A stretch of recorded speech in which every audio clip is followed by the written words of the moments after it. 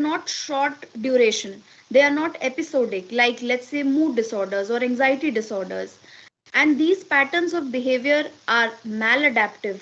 They do not help a person cope with the situation. So, one thing, like if a person in a group is not looking at you too much, it is one of the points here is that it is illogical or not valid for you to think that they may be insulting or demeaning you. But the second question is it helpful for you to think that way? Of course, it's not, or not helpful also. It's not logical to think that way because there is no evidence, and it is not logical to think that way because when we think that way, it makes us respond in a manner where our interpersonal relationships suffer. So that is what maladaptive pattern of behavior means. A pattern of behavior that does not help us cope with situation. That is not helpful basically. And this is chronic, long term. It usually begins at a very young age and it goes on for a long time till it's treated. Persons who have PDs experience distorted perceptions of reality, like thinking that people are insulting them, demeaning them, attacking them, and abnormal affective responses. Their emotions may be either over the top, like being extremely excited about something that would arouse just maybe mild excitement in an average individual, or it may be being cheerful in a situation where being cheerful is not warranted, is not expected. And ultimately all these abnormal patterns would result in distress. Now, either distress in the individual themselves, not directly because of the symptoms but because of the outcomes that those symptoms cause. Like what would those outcomes be? Troubled relationships, losing work, difficulty sustaining friendships, etc. So either they will be distressed because of that, or the people in their life would be distressed because of those symptoms, right? So it would cause distress, and that varying degree of subjective distress and problems in social functioning is also a marked feature of a PD. Patterns are usually evident during late childhood or adolescence. So it is said that around 14-15 years of age, the personality starts to form. But the symptoms of PD, let's say avoidant personality disorder, has been said to show its symptoms as early as 2 years of age. So some symptoms may become apparent at a very young age, but mostly they become clearer till late childhood or adolescence. But we do not use the term disorder unless we see that there is stability in those symptoms and persistence, that those symptoms are stable over time, not changing, and they are continuing over time, they are enduring over a long period of time. PDs lead to high risk of mortality through suicide, through reckless behaviors causing accidents. They are also highly comorbid with other psychiatric disorders like depression, anxiety, OCD, substance use disorders, impulse control disorders. They may also lead to separation and divorce, so losing of job, losing of relationships, and poor quality of life overall. DSM 5 talks about two major problems with PDs: self identity problems, which would mean an unstable self image. So they may view themselves sometimes as a person who is, they would sometimes brag about themselves, and on other times they may show a very low self esteem. They may be very underconfident. There may be inconsistencies in their values, goals, and appearance. So for example, a patient who in therapy with me who has BPD always talks about her husband being an ideal husband, being very good to her, but at the same time she also keeps complaining with her husband, about her husband. She also keeps fighting with her husband. So on the one hand, whereas she values her relationship, she values her husband, but her behavior is not in congruence with that value. Her behavior is opposite to that. DSM is Diagnostic and Statistical Manual. It is a manual of psychiatric disorders. Interpersonal functioning problems are also present in PDs. And what are those interpersonal functioning problems? failing to develop or sustain close relationships. Again, I'll give an example. Just yesterday, I saw a patient who had schizoid PD, and who talked about the fact that he's not able to maintain any relationship. For one of the reasons he mentioned for that is that because he cannot take jokes and like give jokes, make jokes and receive jokes. So this un- being unable to empathize with others, to understand their point of view, that when they are joking, they are not trying to put me down, they may just be doing it in jest. That not being able to understand that is also part of PDs. People with PDs, they have difficulty knowing the boundaries between themselves and others. Let's take the example of dependent PD, where a person may be so dependent on a significant other that they are not able to function without them being there. So even an full grown man may be dependent on his mother, and want to be with his mother all the time, and may take all the decisions in with advice or counsel of the mother. Their self esteem may be inappropriately high, as in case of narcissistic PD, or low, as in case of, let's say, avoidant PD. They may have inconsistent, detached, over emotional, abusive, or irresponsible parenting styles. So of course, if a person is has a problem with self identity, they are not their goals and behaviors are not congruent, then they would not be able to parent their children also in the right way. So their parenting style may differ. They may sometimes be detached with their children, like one example of a mother who has borderline PD, was in therapy and was saying that I am genuinely not able to love my daughter. When I look at her, I don't feel any love, and I just want to, I'll be honest, and I just want to send her away as soon as possible, because I'm just not able to love. And it's not like it's evil, yeah, like they're saying it in an evil manner of she regrets not feeling the love, but that is how detached she feels, right? Or sometimes they may be over emotional. So there is another mother in therapy who is so emotional that she says that since the time that my daughter has been born, I have not been able to think of anyone else. She has a younger daughter as well, but it's the older daughter, the first daughter, that she says she's not able to think about anything else, to the extent that she intruded so much in the life of the older daughter, who's now 23-year-old, that she has now almost kept started keeping minimal contact with her. She is in another country and barely makes a phone call every 10 days. So patients with personality issues as well as PDs may be over emotional, abusive, irresponsible. And the main important thing, that rarely people with PDs will recognize their issues. Rarely they would have any insight, any awareness into their problems. What are the characteristics of personality? We already talked about the fact that it is persistent and enduring. It remains mostly stable over time. It doesn't really change. So if you think of yourself the way you were when you were 13, 14 years of age, and now, I'm sure you will see a lot of changes in yourself. You've grown, you've evolved with experiences, but some of your traits would have remained stable over time, and that is your personality. It is ingrained, deeply embedded, and difficult to change. That's why it's very hard to work with PDs. It emerges early on. So it the symptoms emerge at the age of 14, 15 years, if not sooner. There is a combination of traits, so it's not just in one area. It's about how one person thinks, feels, how they relate to other people, how they respond to their environment, how they problem solve, how they make decisions, how they control their impulses.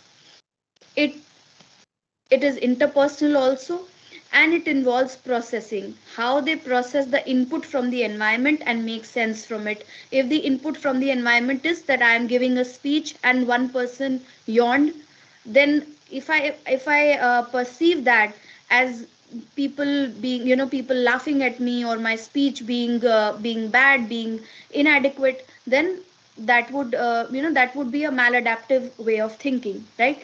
And that is something that is very common in a person with a PD. So let's also distinguish between PDs and problematic personality traits, because we already talked about the fact in the introductory video. I said how it can be very confusing, because all of us, when we read these personality disorder symptoms, we start relating themselves to us. So let's understand the difference, which is very important. Whereas a PD would represent extreme or significant deviation, so the severity of a symptom is high. In case of problematic personality trait, the severity would not be high, and it would just be a mild deviation from the norm. In terms of distress, a person with a PD may be sometimes distressed by their personality traits, or what those traits make happen in their lives, and at other times, their people close to them may be distressed. But when somebody has a problematic personality trait, it's not like people are greatly distressed or they are a menace for people around them.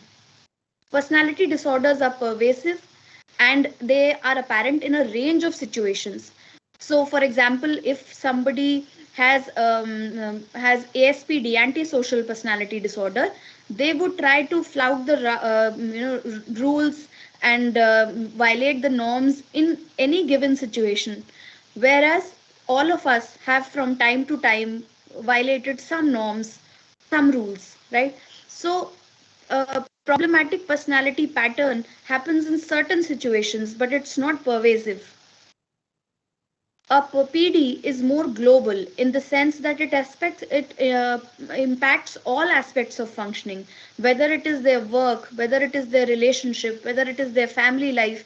It impacts all the levels. But a problematic personality trait does not really impact all the levels. Maybe it impacts someone's relationships, like a person is good at their work, good with their family, takes care of themselves, but is simply not able to maintain their romantic relationships. And lastly, the impairment caused by a PD is more significant, whereas one can manage to work around unhealthy personal traits also without any significant adverse effects on functioning, which includes most of us. All of us have certain problematic personality traits, and all of us will be able to relate with the traits we will go on to learn about today. But because they are not global, they do not impact all aspects of our functioning, because other people are not greatly distressed because of those, because they are not consistent over situations over time, we will not call them a PD, and only a problematic personality trait which everyone has. So let's understand the types of personality disorders now. uh, DSM-5 groups the 10 personality disorders into 3 clusters based on similar characteristics. So there is cluster A, which is the odd and eccentric cluster, cluster B, which is the dramatic and erratic cluster, cluster C, which is the anxious and fearful cluster. Here in cluster A, we will talk about paranoid PD, schizoid PD, and schizotypal PD. In cluster B, we would talk about antisocial, borderline, histrionic, and narcissistic PD. In cluster C, we would talk about avoidant, dependent, obsessive compulsive PD. I will not read these lines out here because we are going to be talking in great detail about each one of them. So in cluster A, we are going to be talking about these 3 PDs that you see. Now on to each one of them in a lot of detail. Pervasive, lovely, is something that is long standing, long term, right? Okay, so a paranoid PD, I will read most of the things, Ankit, so that's okay. If even if it's not clear, I would read things out and explain them. We cannot go back to any slides because we have a lot to cover and time is limited. Paranoid PD is a disorder that is characterized by paranoia, meaning suspiciousness. शक जिसे हम कहते हैं, शक करना, being suspicious, and a pervasive, long standing, both meaning the same, right? Long standing suspiciousness and generalized mistrust of others. Now again, to break it down, to explain, all of us basically trust others. We trust the people who are there in our life. If somebody tells you, I will, I will meet you on so and so date, we trust them. If somebody tells us that, I really like how you handled that thing, generally we trust them, right? People who have not given us a reason to mistrust them, we trust them. But a person with paranoid PD, without having any evidence whatsoever, would not be able to trust people. So there is a generalized mistrust of others and their intentions, that their intentions are not good. So that makes them hypersensitive because they are hyper vigilant for cues. They are picking up cues from the environment, that how people are not trustworthy, and that makes them very sensitive to that kind of information. They easily feel slighted, like they have been wronged, and habitually. So you see, habit. What is a habit that repeats, that happens again and again? Habitually, they relate to the world by, like I said, they are hyper vigilant by scanning the environment for clues or suggestions that may validate their fears or biases. So if they think that I have a friend who I don't think is a genuine friend of mine, while talking to the friend, they would they would be on the lookout for signs that confirm their prophecy, their assumption. So if their friend, while talking to them, and they said something serious, and the friend laughed a little or smirked a little, then that would be a confirmation to their biases, and they would say, see, I knew that this friend is not genuine. That is why I said something serious, and he smiled. Or if the friend looked at their phone, see, he's not a good friend of mine because I'm saying something so important and he is interested in looking at his own phone. They are eager observers. They think they are in danger all the time, and they look for signs and threats of that danger, not physical danger, but danger of people being, people taking advantage from them. So even in their environment, like if they have a tenant, then they might believe that, oh, the tenant wants to occupy my house, right? And potentially they may not look at evidence. If somebody asks them that, do you think, so Ankit, I would have would have used both languages, but I think we also have many participants from down south who are not able to understand Hindi, and so that is why we are uh, we keep it in English so that everybody understands it, though I'll try my best to use very simple English so everybody is able to understand it. And in case you have not understood anything, please put up a question in the chat box, right? Okay. So there is so yeah, where was I? So there is a pattern of being suspicious of others and seeing them as mean or spiteful, and they keep observing their surroundings, scanning for cues. So they may think that, okay, I have a tenant who wants to take over, occupy my house, and all the time they may be on the lookout for those signs. Oh, that tenant brought in ordered a lot of furniture today, so maybe he's planning to stay here forever, he will not vacate my house, right? Or they may be looking inside that tenant's house all the time to scan for cues. Oh, he hung up too many paintings, that must mean going to they're not going to leave this house. PPD is often mixed up, misunderstood with paranoid psychosis. Now, the difference being that psychosis means there would be hallucinations or full blown delusions, whereas a person with paranoid PD may have something that we call ideas of reference or persecution, ideas, where they may believe that something is going wrong. But a full blown delusion is when the person is the delusion is well formed. They're not thinking that something is going to go wrong, they know exactly what, and they keep acting on that delusion also.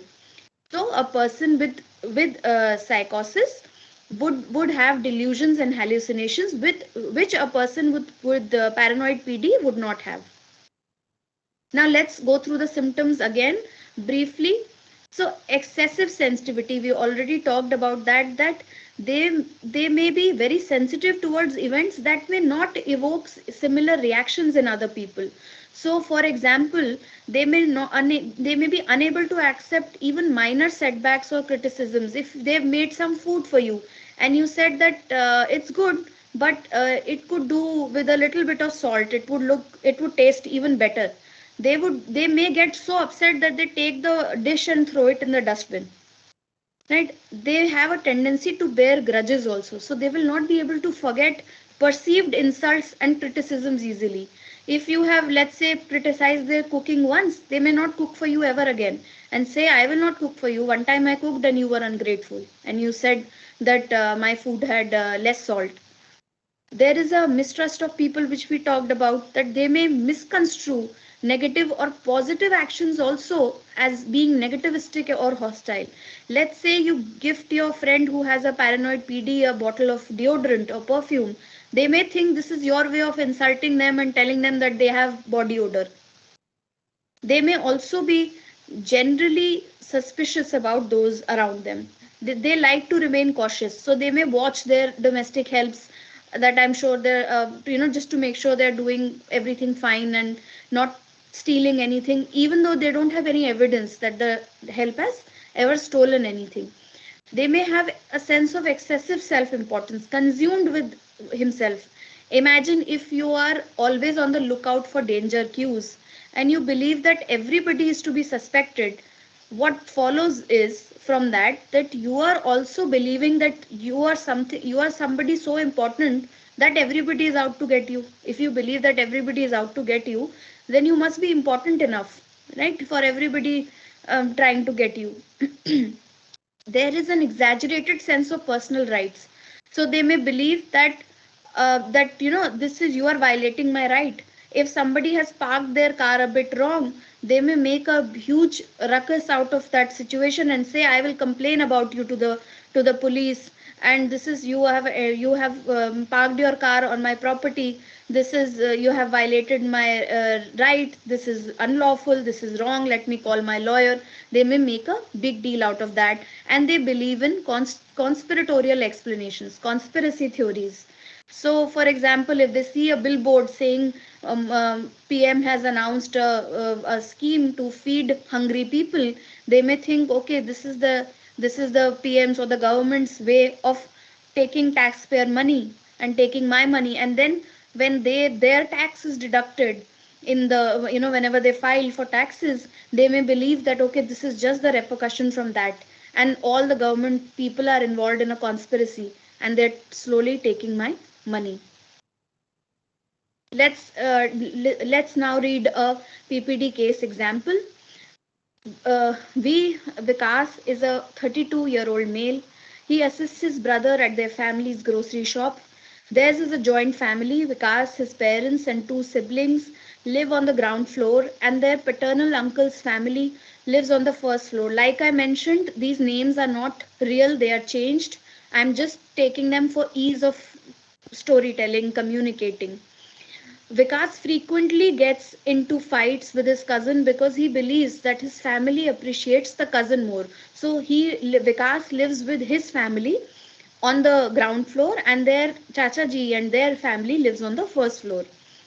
Vikas frequently gets into fights with his cousin, I said, and whenever they order food from outside, whenever they have, if they hired a maid and they have a party, he thinks that it is because they want to demean his family.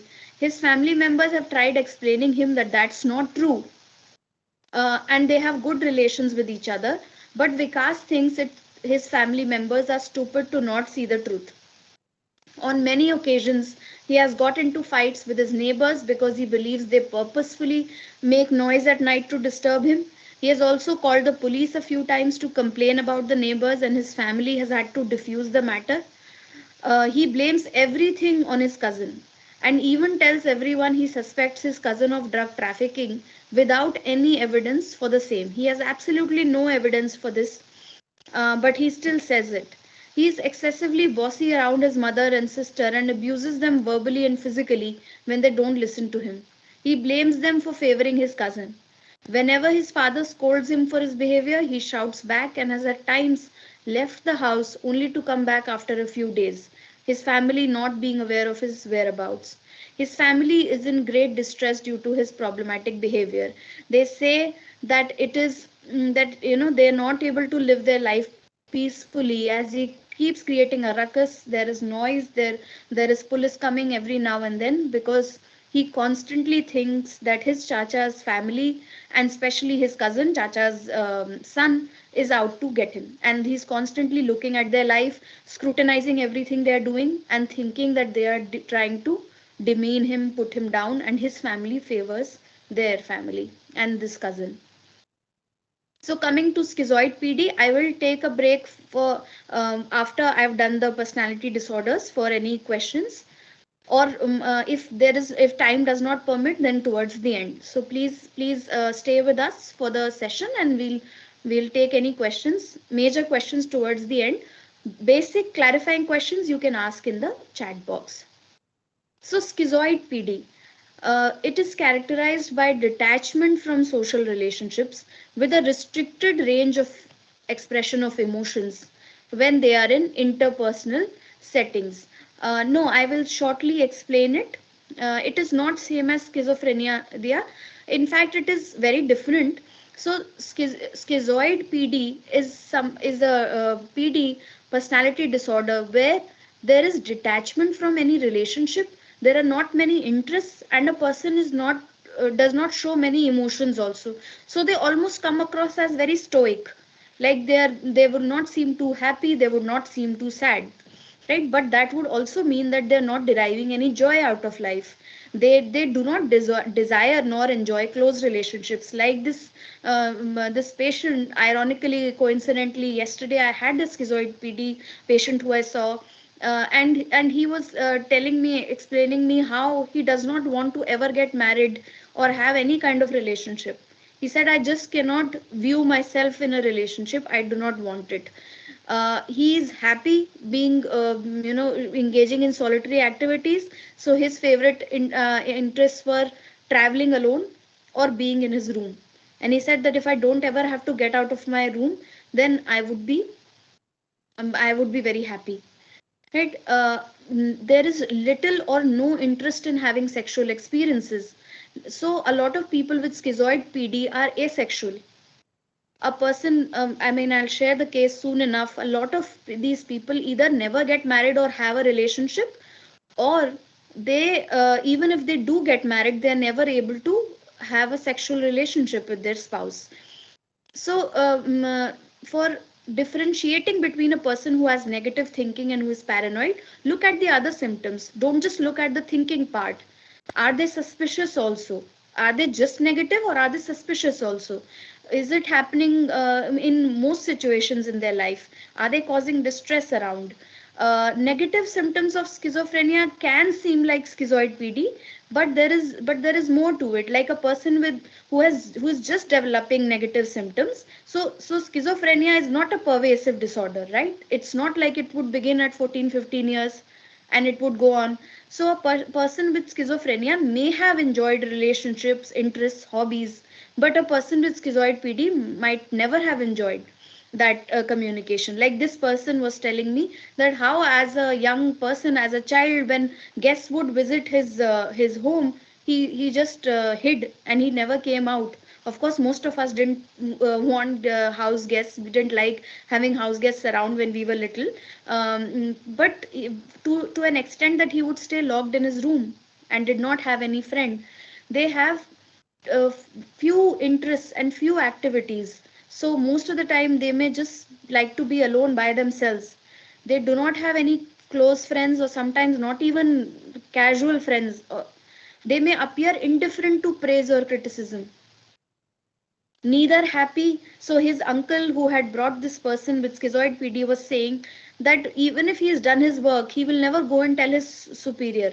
So all of us, when we've done some work, we like to tell the teacher or the supervisor or anybody. So because all of us have this basic desire for praise, and we feel bad when criticized. But like I said, a person with schizoid PD may appear almost stoic, not bothered. Either you appreciate them or you criticize them, they're not bothered. They may show emotional coldness. Yes, I would talk about the difference soon. I have talked about already, but I will talk about it again. They may show emotional coldness, like if they have a young child in the family, and let's say the child is sick or has fallen down, they may not be impacted that much. They may appear detached in their own room, not talking, not communicating with people, and they may appear like they don't have any emotions because it's not inside, it's not showing on their face. So most commonly schizoid PD can be confused with depression or extreme introversion. But again, the difference is that is why with PD we see how it started, from which age it started, and how it has impacted the whole life. So you have to see the timeline to in order to diagnose or understand a PD. You cannot look at the symptoms in cross section right now what the person is going through, right? So in schizophrenia, Vasant, there are hallucinations, there are delusions, there is gross disturbance of reality. But a person with schizoid PD, is their reality is not distorted. So this patient that I was talking about, that I saw just yesterday, there is no distortion in his reality. He does not have any beliefs that are odd, that do not make any sense. He knows this behavior is not normal.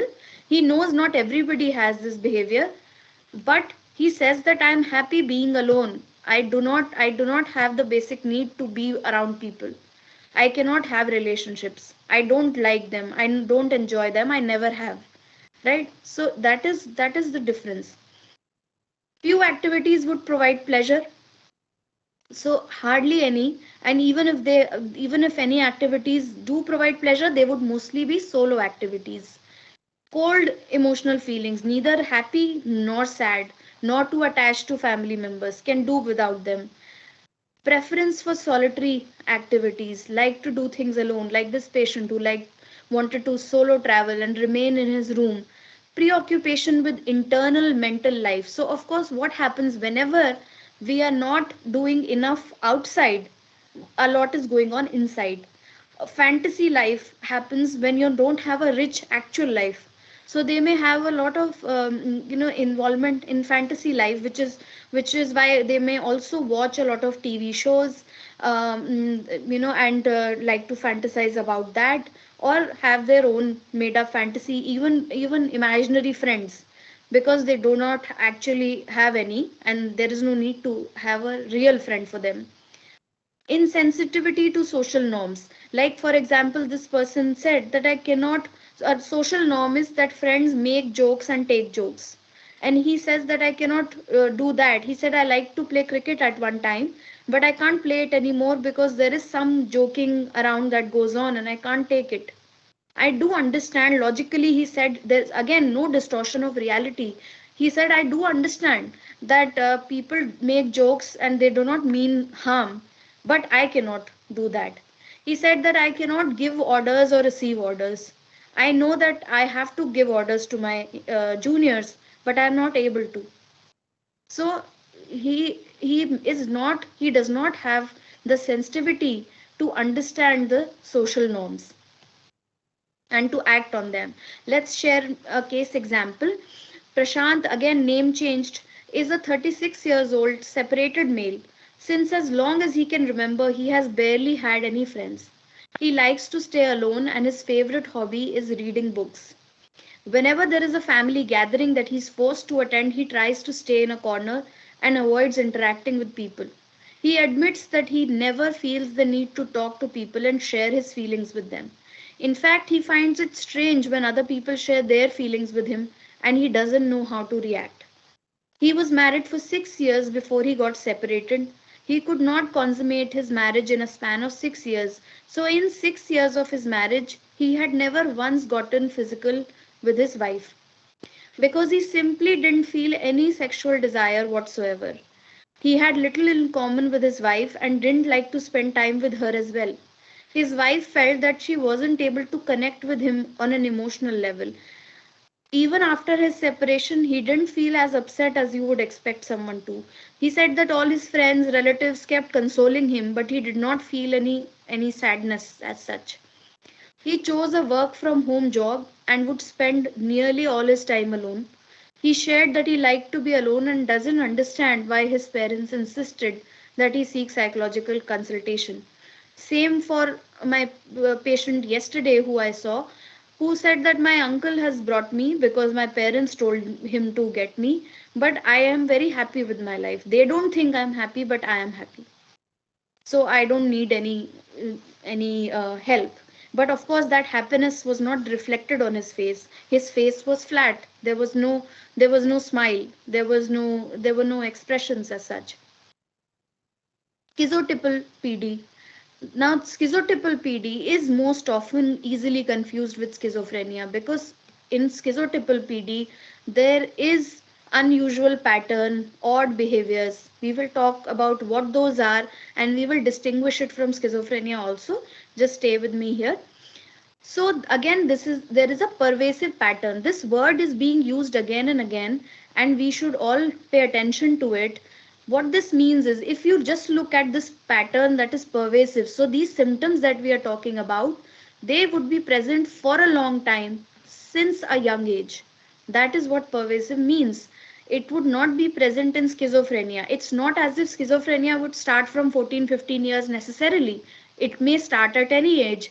So one of the factors is that it starts at the age of late childhood to early adolescence and it stays for a long time, which is not true for schizophrenia. And there is acute discomfort with and reduced capacity for close relationships. So this is one symptom which it shares with schizoid PD. But another that is different is that there are distortions, perceptual distortions, meaning distorted sense of reality to some extent, not to the extent of having delusions or hallucinations. Again, another differentiation is that a person with schizophrenia will have positive symptoms of schizophrenia. Positive symptoms of schizophrenia mean delusions or hallucinations. But a person with schizotypal PD will not have delusions and hallucinations. What they might have instead is ideas of reference. So they may believe ideas of references when you believe that things in the environment, they are somehow related to you. So for example, if I'm talking to a person with schizotypal PD and I do something like this, they may believe that this is my way of telling them they have a fat or ugly nose. So this is an idea of reference. If they are looking at the TV and somebody is making sharing a quote, they may take offense with that quote. They may believe even forwards. If you send them a message forward, they may take the quote personally and they may believe that this quote is you trying to put them down or communicate something to them secretively also. So I know you might be confusing this with paranoid PD and thinking that this must be there in paranoia also. But in schizotypal PD, it can be something else also. It can be an odd or eccentric, weird idea. So if you have, let's say, mentioned, send them a message forward about how planet Earth needs to be protected, they might think this is the universe's way of telling them that planet Earth is headed for doom and that we would soon be relocating to another planet. It could be something absolutely absurd or weird also. They may have odd beliefs, magical thinking. What is magical thinking? That if I do this, let's say if I do this thing 3 times, then only everything will stay perfect. If I don't do this 3 times, if I don't comb my hair 3 times, then I will lose all my hair. It could be something like that, where there is no cause and effect, but still a person believes in it, in that kind of thinking. And it could be anything like superstition or belief in telepathy, like somebody can read my mind, read my thoughts, or that I have a sixth sense or somebody else has a sixth sense who's able to understand my thoughts to some extent. They may have unusual perceptual experiences. How it's different from OCD is that a person with OCD will not have ideas of reference. They will not think that everything in the environment is about them, let's say. They will not have suspiciousness, right? So you look at the whole cluster of symptoms. Unusual perceptual experiences, they may feel they may feel that, okay, when I read that message about God or about ghosts, I felt cold. So I felt like at that time a spirit just touched my body and left. Right now, a lot of people talk like that, but for them it is very real, but close to real. A person who has actual delusional disorder, who let's say is delusional and believes that a spirit entered their body, would start acting like that.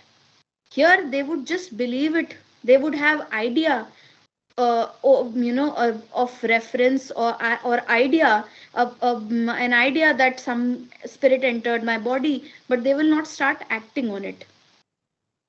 And their thinking and speech is also odd. So when you talk to them, they may be circumstantial. So what is circumstantial speech? If you ask them, how is your day, and they say, well, I got up in the morning, then I switched off my alarm, then I had a cup of tea, then I did this and I did that, and I had a good day. So they go about in circles, and then they come to the point, right? Or you to ask about something, how was your day, and they say, yesterday I went to the vegetable market and I brought a lot of carrots. So their thinking may be odd. It may not be goal directed to the point. Difference between idea and delusion mainly is to what extent you believe in it. So a person with an idea would believe in it a lot, but a person with delusion would be convinced even if you show them there is no evidence. If you show them the opposite evidence, then also they will not believe. A person with idea may say, okay, I believe, but they might just feel that this is not true.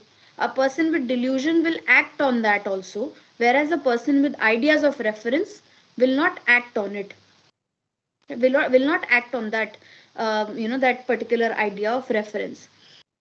So inappropriate affect, again, laughing where remaining serious is expected, um, remaining serious where laughing is expected. So any kind of behavior that is odd, eccentric, or peculiar.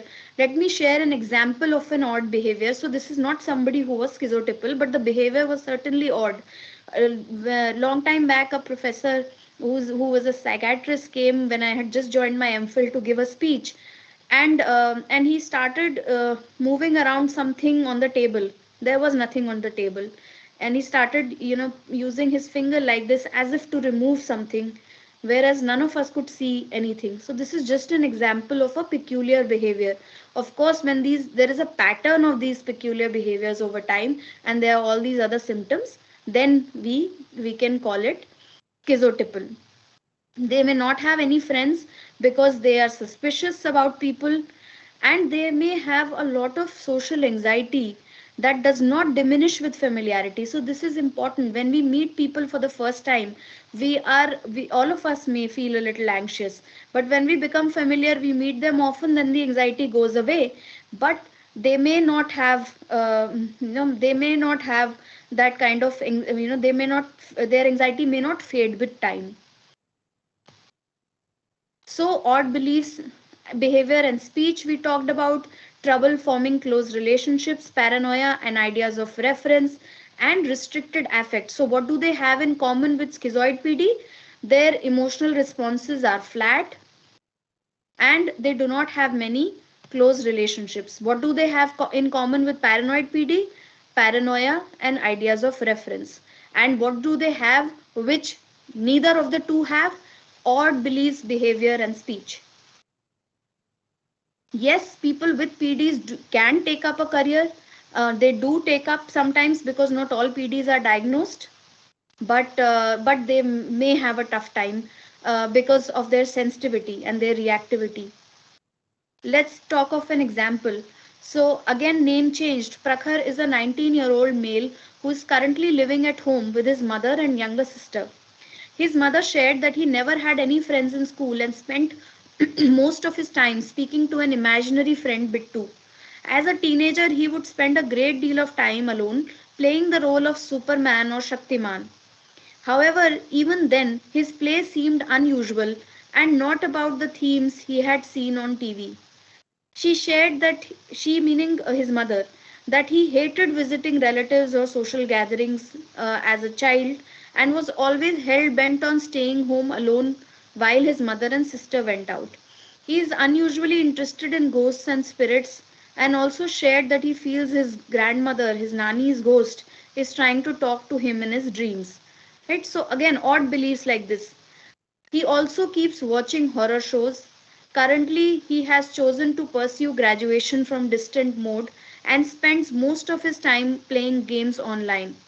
He has some friends online with whom he shares his interests, but no actual physical friends. His mother says that she is not able to understand his thoughts whenever she talks to him. So she says, whenever I talk to him, I don't know what he's trying to say, what he wants, what he, why he is not working, why he is not, doing anything and just being in his room. So you see a lot of, interest in fantasy, odd beliefs, odd speech. Now we'll come to cluster B personality disorders. Cluster B personality disorders, we'll come to causes also. We'll talk about etiology soon. ASPD, antisocial personality disorder, borderline personality disorder, histrionic personality disorder, and narcissistic personality disorder. So, antisocial PD, also called dissocial disorder. This disorder usually comes to attention because again significant deviation of behavior of people having ASPD from the normal people. Due to the following problematic features of their personality, they may get into trouble with the society and the law. So a lot of criminals have ASPD. Not all, but a lot. Again, there is a long standing pattern of disregard for other people's rights. If somebody molests someone, they are disregarding the person's right to bodily integrity, right? If somebody steals, they are also disregarding the other person's right to their possessions, often crossing the line and violating those rights, and consist of the following symptoms: failure to conform to social norms with respect to lawful behavior by repeatedly performing acts that may be grounds for arrest. So, just lovely, listen to the symptoms and you may be able to understand and recognize the people. No, just watching horror movies will not lead to development of schizotypal PD. That was not a sign or symptom. That was just something, a preoccupation that existed in the case of our patient that we talked about. So a person with ASPD will may act in ways, so not just little bit of movement from the norm. They may engage in unlawful behaviors that get them arrested also, or that get them penalized. They are deceitful, meaning they may try to con others. They may lie. They may use aliases, like aliases meaning different identities, to maybe fish people online. No, kleptomania doesn't come under ASPD. Uh, People with schizotypal PD may spend time alone, yes, because they do not have a lot of relationships, and not many people are able to understand them. So people with ASPD, they are irritable and aggressive. They may be having repeated physical fights or assaults. Again, they disregard safety of self or others. Why self? Because why do we not commit crimes? Not just because we respect other people's rights. We meaning you and I, if we are not committing crimes, it is also because we respect other people's rights, but it is mostly because we don't want to have any negative consequences ourselves. We are concerned for our safety, for our freedom, right? But a person with ASPD may have a reckless disregard for their own safety also when they are engaging in unlawful behavior. And there is a consistent sense of irresponsibility. So, failure to sustain consistent work behavior or honor financial obligation. There is a lack of remorse, as indicated by being indifferent to or rationalizing having hurt, mistreated, or stolen from another person. And there is evidence of conduct disorder before the age of 15 years, which may go on to a person developing over a long period of time developing ASPD. So before I read this case, let me quickly go through these symptoms also. We have talked about this fact, unconcern for the feelings of others. So when you cheat, betray, hurt someone, you are not concerned about their feelings. Disregard for social rules and norms, breaking into someone's house, stealing someone's possession, conning someone. It is a more serious version of conduct disorder, if I may say so, Rena. There is an incapacity to maintain relationships. So again, here we see that these people are very charming, though. If you've seen in real or the documentaries made on Charles Shobraj, the serial killer, right? There is an they are unusually charming. They are very charming. They are able to be they are magnetic personalities, and when they meet people, the people get attracted to them, not in a like in a platonic way. They get attracted to them in the first meeting, but soon their selfishness and unconcern becomes apparent, and they are not able to sustain those relationships. Like we discussed previously, they get irritable and aggressive easily, so they are not good with handling frustration if you reject their advances. And they do not experience any guilt or regret, no sign of remorse. So I'm hoping, Susmita, now the noise is gone. I think it was coming from my laptop getting charged, and I removed the charger. I hope it's better for you now. Okay, so let's hear a case example. Name changed. Sudhir is a 30-year-old CA. He has chartered accountant. He has recently spent 40 days in jail because of his key involvement in a scam. So I have seen three cases of ASPD so far, and all three have been in jail. So you can understand, right? Sudhir is a 30-year-old CA. He has recently spent 40 days in jail because of his key involvement in a scam. He had served 2 terms previously also, both due to his conning activities. So this was his third time in jail before he was brought for psychotherapy. He was married for 2 years, and then his wife divorced him due to his unfaithful ways. He now has 2 girlfriends who know nothing about each other. He is over possessive about them and dictates their clothing and lifestyle choices. When they don't listen to him, he doesn't hesitate to beat them up. His family has disowned him because he doesn't feel any regret about his illegal actions, and they feel he's again planning a scam with his friends. Sudhir's social circle has dwindled, as even his closest friends have distanced themselves due to his manipulative behavior and deceitful tendencies. He shows absolutely no regret and no empathy for what he did and for his family members. He often engages in risky behaviors such as reckless driving, substance use, further letting us know that he does not regard his own safety as well. He drinks alcohol every day and is into gambling and cricket betting also. Both his girlfriends insist that they should get married, but he doesn't want to commit to either one of them. He frequently enjoys paid sex as well. Sudhir's volatile temper and violent outbursts create an environment of fear, further isolating those close to him. So eventually he did come to a psychologist because his parents, who had they had cut all connections with him, told him that if he does not do this, then they would not give him any share of property and money as well. So he finally came in, but half-heartedly, without any remorse or interest in changing. Of course, we weren't able to do much for him. Borderline PD, where there is a pervasive pattern of instability of interpersonal relationships. So borderline PD is marked by instability. Now that instability is in interpersonal relationships. So they may have relationships which may get very close, and then there may be a breakup or breaking of ties with that person. Their self image also is unstable, sometimes thinking very highly of themselves and sometimes thinking very low of themselves. Their mood may also be unstable, either too happy or too sad, or having a lot of mood swings. There is marked impulsivity. So what is being impulsive? The shopping that we do online is a lot of times impulsive.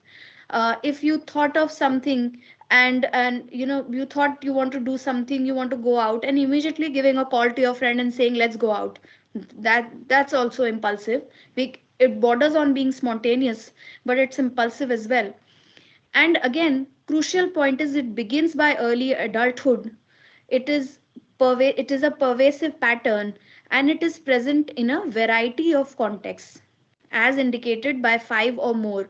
So for each of this, I think somebody had asked that do all symptoms need to be present? No, for each PD to be diagnosed, four or five of the symptoms we have mentioned need to be present. So again, once more, you have to look at the bigger picture since an early time. So any effort to avoid real or imagined abandonment. So a patient of mine with a borderline PD had a normal fight with her boyfriend. Nothing to suggest that the boyfriend had broken up. And then the boyfriend was in a different time zone, went on to sleep. She forgot that he was in a different time zone and kept calling him. She left hundreds of missed calls on his phone just because she felt that he had deserted her, he had abandoned her, and she was trying to avoid that from happening. A pattern of unstable and intense relationships. So this is very dialectical, that there are intense relationships that these people have. A person with a PD, borderline PD, has in very close immediately, but then there is some kind of differences, some kind of fights, and then the relationship breaks off. It is different from bipolar PD because that mood swing or instability is not episodic. It can even be from moment to moment, right? For one of the key differences. Then again, bipolar disorder is episodic, has episodes. There are episodes of normal functioning also, but a person with BPD would have been the same way since a very young age, and then that is their normal. So though no episodes of normalcy. Identity disturbance also. So sometimes they may think very highly of themselves, sometimes they may have very low self confidence. Impulsivity in at least two areas that are potentially self damaging. So they may spend a lot, they may have reckless sex or be promiscuous, they may abuse substances, drive recklessly, binge eat. They may have recurrent suicidal behavior or self mutilating behavior. Cutting themselves is very common. That's also very common, non suicidal self injury for a lot of teenagers. But in borderline PD, it is all the more common. Affective instability, again, mood swings, where there is irritability or anxiety, usually lasting a few hours, and then there may be a cheerful mood. Again, in bipolar disorder, it would usually not be lasting a few hours. It would, why I'm saying usually, because there is something called ultra rapid cycling bipolar also. But again, mostly it is not a few hours, it is a few weeks at a time. There are chronic feelings of emptiness. So they talk about this. They, again, how do you see this? We talked about the fact in the introductory video. I said that we are going to talk about how the symptoms are manifested. That's why I'm trying to give my best to give examples. Now emptiness, you would know by I have an example that I remember till date. It's some a case I saw long back. But there was this patient with BPD, and she left her house, and she only took all her childhood pictures. She says I have to have those pictures with me all the time, or I don't feel like myself, right? Or I don't feel whole, I don't feel enough, something like that. So of course the patient will not come and tell you I constantly feel empty, but they will say something to indicate that emptiness. Either they are compulsively buying something or the other in the hope that they will feel full, they will feel satisfied, or they will constantly be eating a lot. They would be binge eating. Again, why does this binge eating happen? It may happen because of this feeling of emptiness which they are physically trying to full. Any of these uh, any of these symptoms, any of these manifestations could be due to the feelings of emptiness. We generally we don't ask any question related to that do you have any feeling of emptiness, Reha, but we just talk to them about their life, how it has been. And if we have reasons to believe that that they do, like they may say that I always feel lonely even when I am in a good relationship, even when I'm I have loving parents, I still feel lonely. That loneliness could also be construed as emptiness. So this is not directly elicited but indirectly. And again, similar to ASPD, there may be intense anger or difficulty controlling anger. There again, one very interesting thing is that there may be stress related paranoia and even dissociative symptoms. So a person with BPD may have dissociative symptoms, like a young person who I have not yet diagnosed at borderline PD because she's still 16 only, but I do believe that she may develop this disorder, feels that sees a lot of visions. So she knows those are not real, so they are not hallucination. She does not think of them as real, but she says I have visions where I see weird things, or I see someone walking up to me and saying something when I know nobody is there. So of course, if we suspect there is a physical issue, we get the person tested so we know for sure. And you're true that gastric issues can also feel psychological. Often two or more types of PD are present at once, or symptoms from few are present. So there is not a diagnosis called mixed PD, but sometimes we do use this term to clarify among professionals that this is a mixed PD. Recognizing PD does come with experience, lovely, and also with education, with knowledge, which I'm hoping that we will build on today. So there is impulsivity, there is instability of mood, self image, relationships, difficulty sustaining relationships as well. Medication can be given. We'll talk about that when we come to the treatment part, but only as management for some of the symptoms. There is this fear of abandonment, feeling of emptiness, which can be explained as meaninglessness. Life is meaningless, worthless. There is nothing left to life. And there may be self harm, which is not just slitting of wrists, which is also somebody consuming substances. A person, like I gave this example of the wife who thought her husband was good but still continued to fight with her husband for no reason. That is also self harm, right? That is also self sabotage. Binge eating is self harm. Risky sexual behavior is also self harm.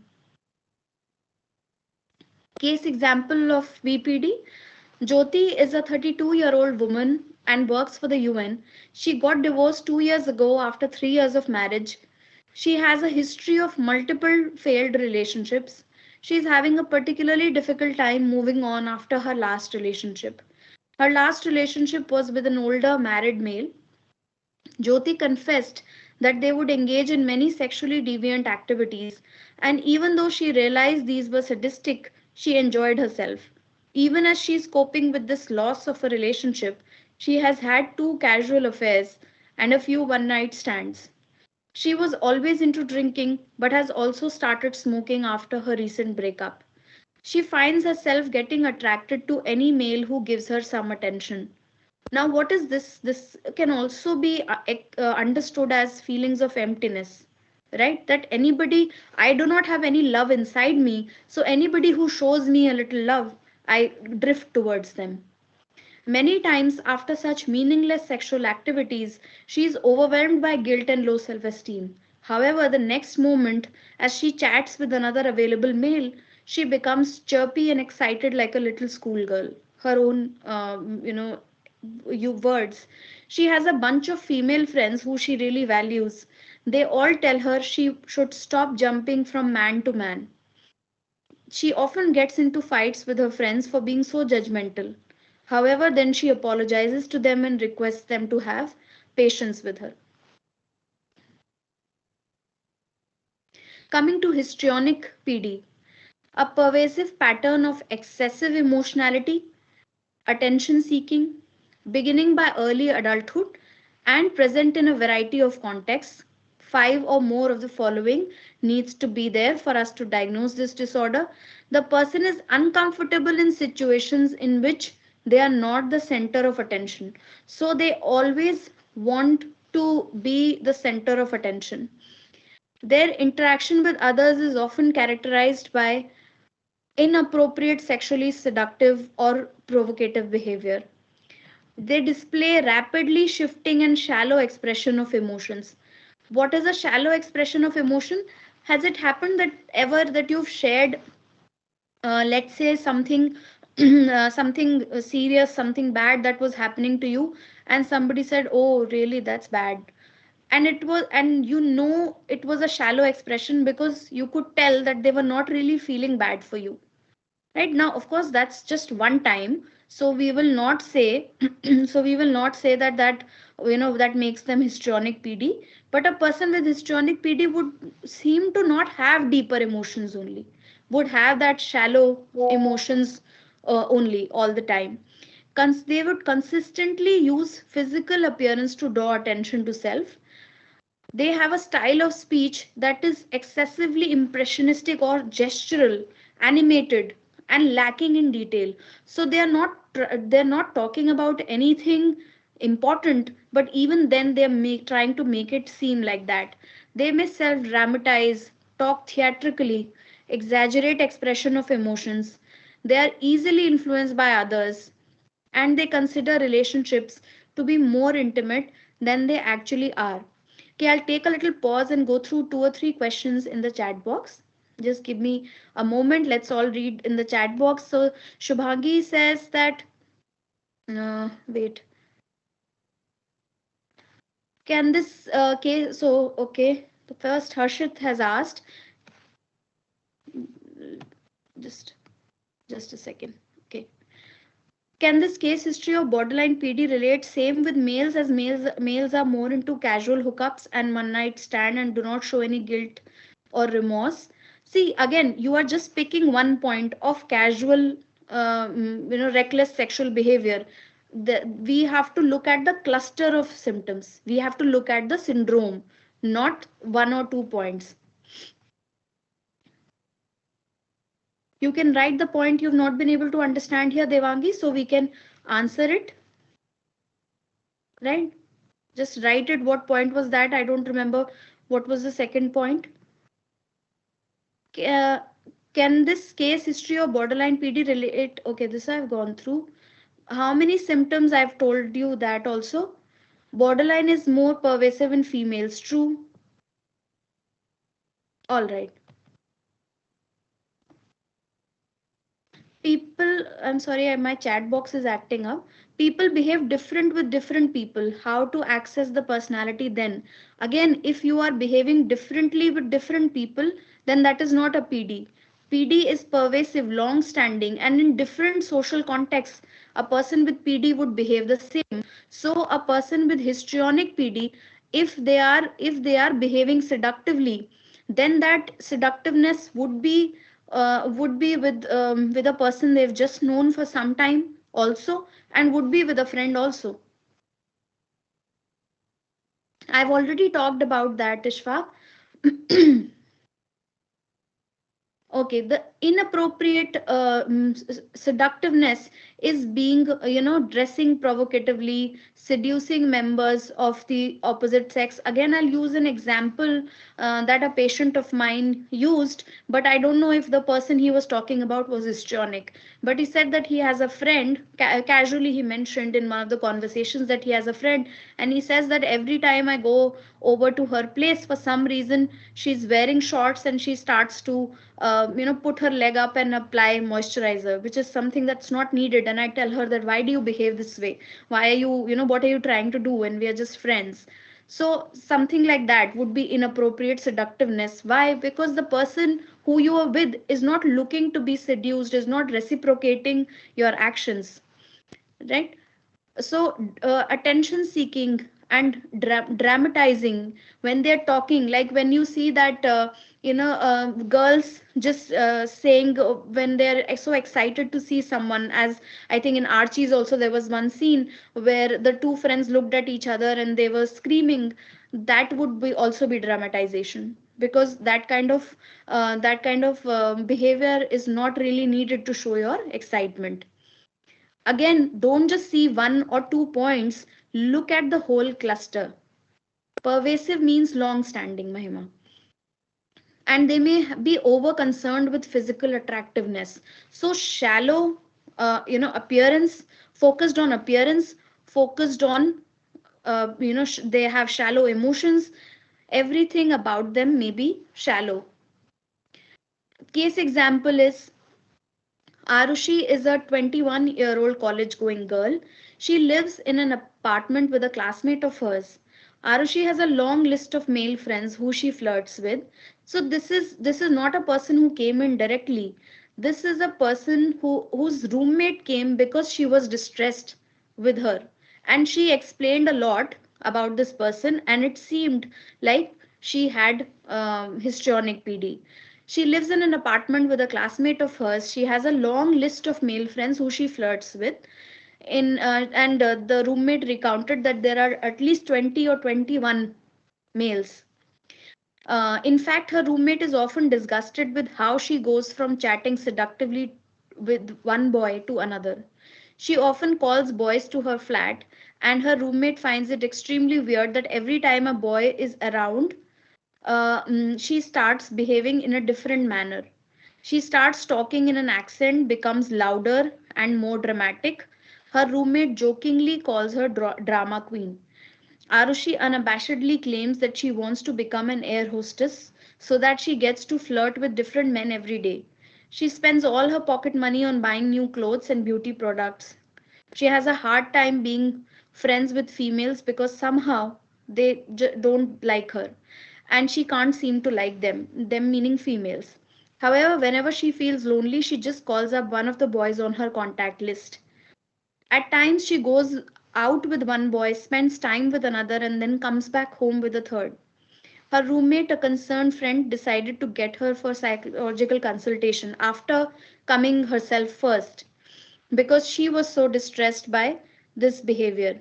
The name of the person is mentioned because it's not real. These are fake, made up names only for ease of communicating. Hysterical neurosis was described by Sigmund Freud, yes, and this so histrionic PD is similar to the hysterical neurosis described by Sigmund Freud. Coming to narcissistic PD, a pervasive pattern of grandiosity. Grandiosity is believing, having an exaggerated sense of self-importance, believing that I am a very special person, very talented, have a set of qualities that are extraordinary.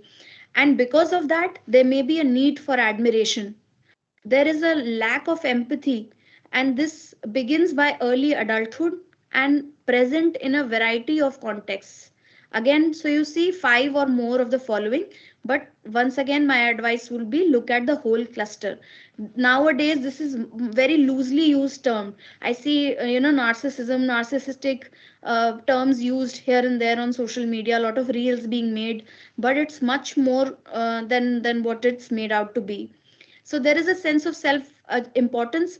The person may keep talking about their achievements and talents, and they want others to recognize them as superior, that I am better than you, I have more achievements. They may be preoccupied with fantasies of unlimited success, power, brilliance, beauty, ideal love. They may believe that they are special and unique and can only be understood by or should associate with certain high status people, that I can only socialize with some people because of, very talented people, because of how talented and unique I am. They may need a lot of admiration, so they may literally fish for compliments, that this is something that an average person takes 4 hours to do, I was able to do it in 1 hour.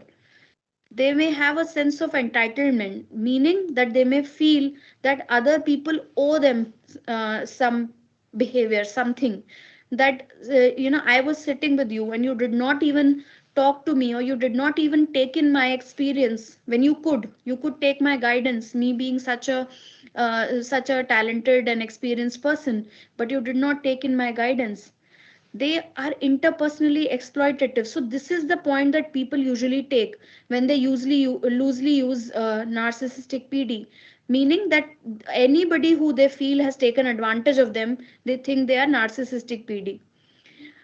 They lack empathy. They are unwilling to recognize or identify with the feelings and needs of others. And that's why, so anybody who exploits someone is not recognizing their rights, their feelings, right? They may be envious of others and believe that others are envious of them. So they may show a lot of arrogance, haughty behavior, or attitude. But you see that there is a dual thing here. There is a superiority complex, which is why they are being grandiose, a lot of self importance, fishing for compliments. But there is also an envy, which suggests an inferiority complex. And mostly a superiority is is something that masks deep rooted inferiority. Why it's not in dark triad? I suppose you're meaning cluster A. Each family does not have this kind of person. We do have people who have narcissistic personality traits around us. So be sure to use the term traits when you're talking about people, because a PD is not easily diagnosed. You cannot easily diagnose a PD. Even if you get a lot of experience and study, you still cannot, because you may not have the entire information to diagnose that. Yes, they may be hardworking also, because they have this sense of self importance to uphold. They are preoccupied with certain themes. They may be entitled, they may be arrogant and exploit others because they simply do not have the empathy or understand the needs of others. I am most important, my needs are most important. Example would be Ishan is a 46-year-old government officer who came in for a psychological consultation as he wanted to talk to a professional about his wife's psychological troubles. When he began talking, he spent the first 15 minutes talking about his professional and personal accomplishments. He even gave himself credit for never cheating on his wife or never developing any bad habits like smoking or drinking. Again, so he, like, this is nothing to be proud of, that I have never cheated on my wife. This is a basic thing. Good that you did that. But he talked about it as if it was a favor that he did on his wife. He said that everyone respects him other than his wife. He said that as a homemaker who has never set foot out of the house, she should respect him because of his experience and authority. And he said that she is lucky to have him as a husband because so much of knowledge is there, right, right at her disposal, so she should take advantage of it. And his wife shared when she was called that she feels upset with him as he's constantly deriding her, putting her down. You don't know this, you don't know that, and invalidating her emotions and thoughts. He also keeps a distance from her family, saying that they are beneath him. Your family is full of jokers. I cannot be in the same room as them. I cannot talk to them. He keeps comparing his achievements with his wife's brothers and insults him in front of others. He enjoys music and wants to create the best music album. So, a person who has never ever sang, he wants to create the best music album. So, that is an exaggerated goal and a preoccupation with a theme. Lot of questions on this one as I had expected, but I'm not be able to get to all of those right now. Please hold on to them if you're here till the end. We will take some of those questions. Coming to cluster C. Cluster C has three: avoidant, dependent, and obsessive compulsive PDs, personality disorders. Now, an avoidant personality disorder needs to be differentiated from social phobia first, so we are able to understand it better.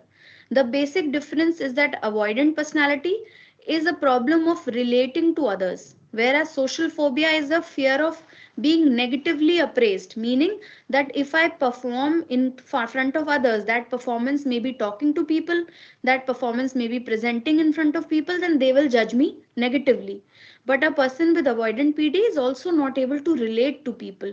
They are severely impaired, and they don't just have one social phobia, they have a lot of deficits in their functioning. So let's understand the basic features. There is a feeling of constant tension and apprehension.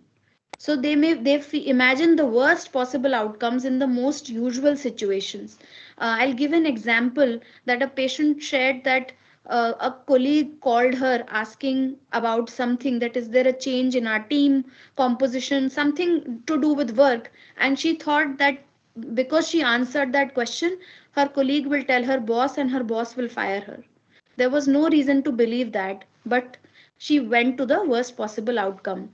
There are inferiority feelings. There is a strong belief that one is socially inept, socially incompetent, unappealing, worthless, ugly. So they may compare themselves with others all the time. And they may think, so when we believe that we are inferior, we end up picking on cues that confirm that we are inferior, and that keeps feeding into our insecurities. They may fear criticism. If I talk to people, then they will think of me, if I go to this party, then people will not like me, they will think I'm ugly, they will not like my dressing, so I might as well not go only. And because of that, they may restrict their lifestyle, deliberately keep out of many activities. There is no point in doing anything, because what's the point? And they may also avoid social activities, because those social activities bring about a lot of, yes, confirmation bias, and it is also called the self-fulfilling prophecy, right? And those social activities are very anxiety provoking for them, because they feel inferior in those settings. They fear other people are just looking at them through a magnifying lens and criticizing them, and so there is this constant sense of tension. I'll share an older patient with avoidant PD. Even when she was a child, so she shared an incident which I remember till date, that when she was 6 years old, there were some guests were there at her place who were asking her to perform something, sing a song or a poem or something, and she said that she got so shy that she went and hid somewhere, and she hid for so long that she fainted there. Right, so this is a kind of pattern that you would, long standing pattern that you would see. Of course all of us are anxious performing, but to this extent is something else. Sanjay is a, again, name changed. These are all these are not real names. These are changed, and I have kept them only because it's easier. Self-fulfilling prophecy is confirmation bias, Nitish. You can read more about it. Sanjay is a 28-year-old businessman. He has very few friends, only those who made efforts to get to know him. He has been so excessively shy and introverted all his life that he hasn't been able to speak to any female other than his family members. He has a joint family, but he prefers to stay in his own room, even skipping family events whenever possible. His mother has been forcing him to get married, but he keeps making excuses. He feels that no girl will like him as he looks ugly. He wants to expand his family, but has not been able to discuss his expand his family business. We've missed a word there. His family business, but has not been able to discuss his plans with his father, because he feels that his ideas are not good enough, and his father may just get angry with him. He used to play cricket as a child and still wants to play the game, but doesn't, because he thinks he won't be able to play as well as the kids, and the kids in his street will just make fun of him. His friends ask him to watch a movie or go for a dinner every now and then, but he just refuses. He spends all his time locked in his room watching movies and fantasizing about them later on. How to distinguish, again, is that the pattern is pervasive, long standing, starting at a young age, right, and affects more aspects of life than social anxiety disorder would be. So severity and consistency are two words that you ought to be looking for, Payal. Dependent PD. A dependent PD can often be confused with borderline PD because they do share a few symptoms. There is this fear of being abandoned by a certain loved one, significant other. However, a person with BPD will handle this with manipulation or rage of or impulsivity of calling a person again and again and again, or manipulation of say saying that I was actually not upset with you, so you should not be mad at me, or saying that when you were not picking my call, I started talking to another boy, and we met up. So I'm hoping that this game or this manipulation would make the boyfriend more interested, whereas a person with dependent PD would respond to the fear by being submissive. Please don't leave me, I beg of you to not leave me, I'll do everything that you say. They may have limited decision making ability. They may need the person that they depend on for advice, for reassurance, and sometimes they would not even take their advice, they would ask them only to make the decisions for them. They may forego their needs only to respect or pay attention to the needs of others, especially the significant other on whom they are dependent. They may place their needs above theirs. So if they want to, if let's say they want to stay home and the person they love wants to go out and watch a movie, or on a holiday they want to stay indoors and the person they depend on wants to go on a hike, they would go on a hike without even saying that I'm feeling sick and I want to stay indoors. They will not be able to make demands like we all make certain demands on people we love, right? Like this example of let's stay indoors, let's do this today, let's go out somewhere, let's not go to this family wedding, I don't want to spend my time and money there. But they may not be able to make any demands on people they are dependent on. Why? Because they fear being abandoned. What if I make a demand and the person says no, I will not do what you're saying, and they reject me instead, and they leave me instead? So out of that fear, they are constantly in fear of being abandoned, so they will not make any demands, they will subordinate their needs, they will not make their decision and completely lean on this one person in their life. And they may be so dependent on another person that if you leave them alone, they may not be able to function very well. They may feel like they have to they will not be able to function without the advice, the guidance, and the help of the person that they are dependent on. A case example would be Rishabh is a 58-year-old government officer. He has lived his whole life on his father's terms. He studied what his father wanted to, and he gave me a huge like timeline. I've mentioned this in short, that his father first wanted to do him a BA in a particular subject, he did that. Then he wanted him to do a double MA, he did that. Then he wanted him to do a PhD, he did that. Then he wanted him to choose a particular career, leave the career that he was in, and he did that as well. He was in love with a girl but instead married a girl of his father's choice. Being in the government, he even pushed for the postings his father wanted him to take.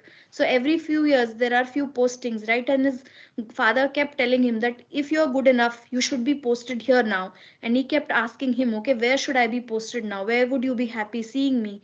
And then he kept trying for getting those postings.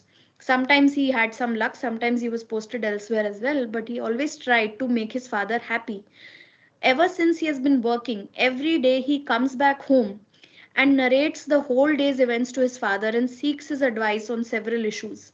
Sometimes he doesn't agree with what his father is saying, but he still goes for it because he believes that his father knows the best for him. He came for therapy after his wife of so many years, 30 plus years, threatened to leave him unless he grows a spine and lives on his terms rather than his father's. Well, Nitish, some people are attracted to individuals with PD. You would say maybe what you're trying to say is that why do people allow others to get dependent on them, right? So it is the interaction of different personality dynamics. What Rishabh told me, it seemed like his father did have some narcissistic PD traits, because he also kept telling Rishabh what to do next. Yes, you're right. So father also, it is my hunch, of course, I never met the father, that he may also have certain traits. So it is how our personality dynamics interact. Maybe it is our need also that somebody is dependent on us, that soothes our inferiority complex. Obsessive compulsive personality disorder. So, those of you who have seen the series Friends, you can think of the character Monica, and you that would give you a pretty good understanding of what an OCPD would be. Yes, we would talk about this soon, Asha. Yes, Sheldon has been compared to both OCPD and ASD, which is autism spectrum. So this disorder has certain overlapping features with OCD, but the following differences are there. So I know I'm going to get these questions, so please pay attention right away. What is the difference between OCD and OCPD? First of all, OCD is an anxiety disorder. It is usually episodic. OCPD is a personality disorder and runs a chronic course. So meaning it's way longer, long term than OCD. OCD, people having OCD perform compulsions, meaningless actions repeatedly. Those actions do not have any meaning for them. If they are cleaning the table in front of them, that does not have much meaning. They know that this would, I want to feel clean. I want this table to feel clean, but they are still doing it beyond a point that the action of cleaning the table feels meaningful for them. Whereas people having OCPD don't perform activities repeatedly, so to say. It's not like you would see them cleaning repeatedly, washing their hands 10 times. But what they do is they get into a lot of unnecessary detail and perfection. OCD is egosyntonic, meaning that uh, sorry, it's the opposite. OCD is ego dystonic and OCPD is egosyntonic. I'll explain easily. So, a person with OCPD, normally, whenever we see a cleanliness freak, a person who accords too much importance to cleanliness, we look at them and we say, you're so OCD. So, first of all, of course, we all know now through social media that it's not good to use these labels. But secondly, we are factually incorrect, because a person who likes to be clean and spends a lot of time cleaning is may have OCPD traits, not OCD. Because a person with OCD is not obsessed with cleanliness, they are forced to be clean. Their anxiety compels them to clean. Whereas a person with OCPD is cleaning happily. This character that I'm talking in Friends, Monica, there is there is an example in the series where one time she goes out and washes an unattended car. She's happy to clean her house, other people's house. She enjoys cleaning. Whereas a person with OCD would not enjoy cleaning. If they're washing hands repeatedly, they're not enjoying it. They're doing it to reduce their anxiety. That is why it is ego dystonic. OCD is treatable with medication and psychotherapy. OCPD can be treated mostly with long term intensive psychotherapy. Thank you for the reinforcement. Uh, Chances of shared symptoms. Well, I don't know what you mean, Anna. Maybe wait till the end and I'll take your question. So they may be excessively cautious. Thank you all for the encouragement. I'll continue. They may be excessively cautious while doing everyday tasks because they are detail oriented. They are perfectionists.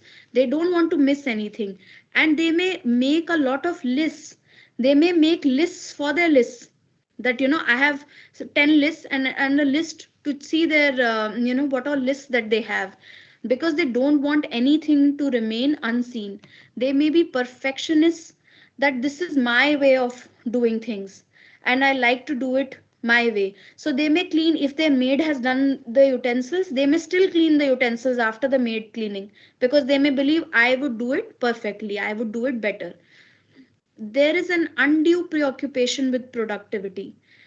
So they may, and at the expense of pleasure and enjoyment. So again, I'm again reminded, another scene in Friends was when this character Monica says that you all hurry up quickly and we're supposed to go and we're supposed to start enjoying in 15 minutes.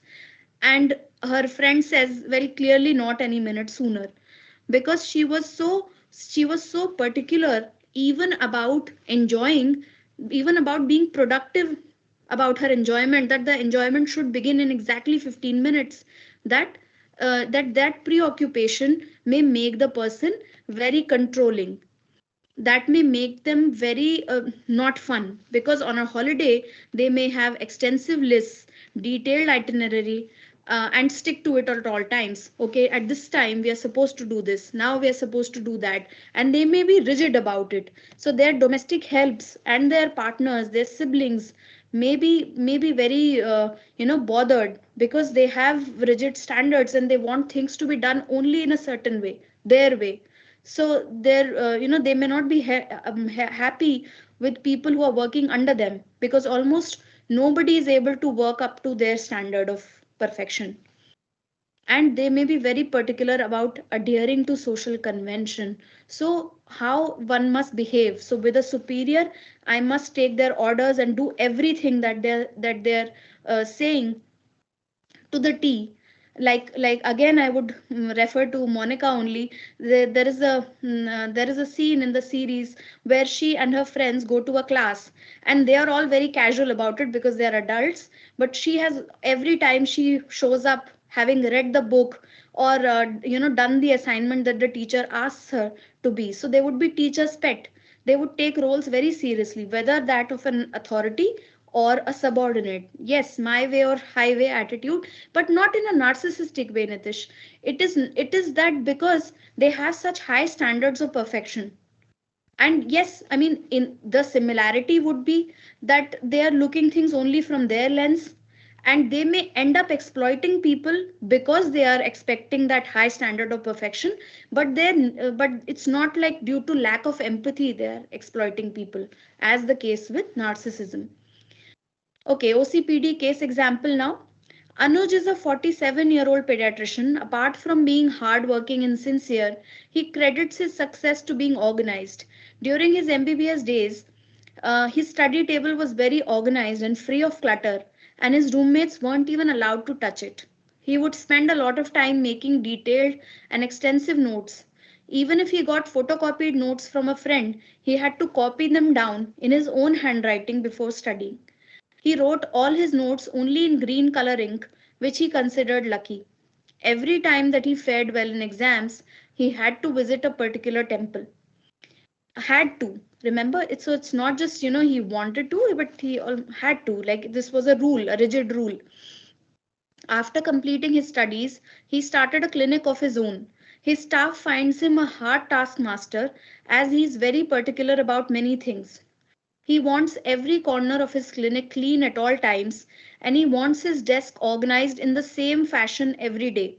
He is very particular about staff attendance too, and doesn't want anyone to take leave.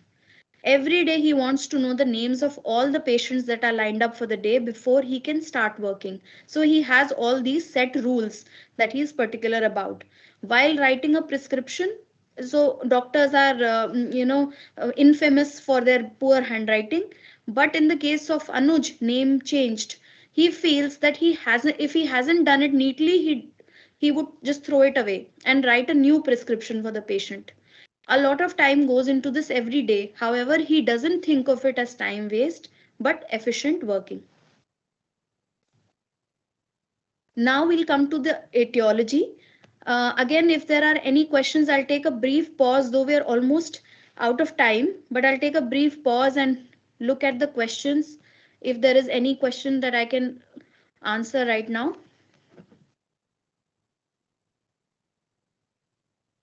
Basically, perfectionists, but again, a person with just perfectionism would not be OCPD. A person who has all these cluster of symptoms would be OCPD. It is very normal, Vaishnavi. In fact, it is called medical student syndrome. When you read about disorders and you feel like I might have these, because all of these disorders, these personality disorders are on a continuum. So all of us have traits of all of these disorders. It is just about how stable it is, how enduring it is, how inflexible it is, and how in different contexts that manifests. Well, thank you, Nitish. I'm glad I'm trying to, because it's a lot of, we put a lot of information. We will talk about the etiology now. Okay, so I think those are all of the questions. Yes. So the precise etiology for all psychiatric disorders, and this is just, the way it is, it eludes the scientists, because there is a there is a wide range of hypotheses as to why these are caused, yet there is no one single cause and effect that can be established. OCPD is obsessive compulsive personality disorder. Lovely. Psychoanalysts suggest that these disturbances, the personality disturbances, result from a failure to progress through proper psychosexual development. So, those of you who are aware of Freud's psychosexual theory, for lack of time, we will not be able to go into the theory, but that theory talks of different stages. So psychoanalytical cause says that if a person is fixated or stuck in any stage of any stage of Freud's psychosexual stages, then certain personality disorders can be manifested. So, for example, if a person is stuck at oral stage, which is between 0 to 2 years, then they may develop dependent PD. Or if they are stuck in the anal stage, which is 2 to 5 years, let's say, they might develop obsessive compulsive personality disorder. Similarly, if they are stuck in the phallic stage, they may develop histrionic PD, the histrionic neurosis that Freud talked about.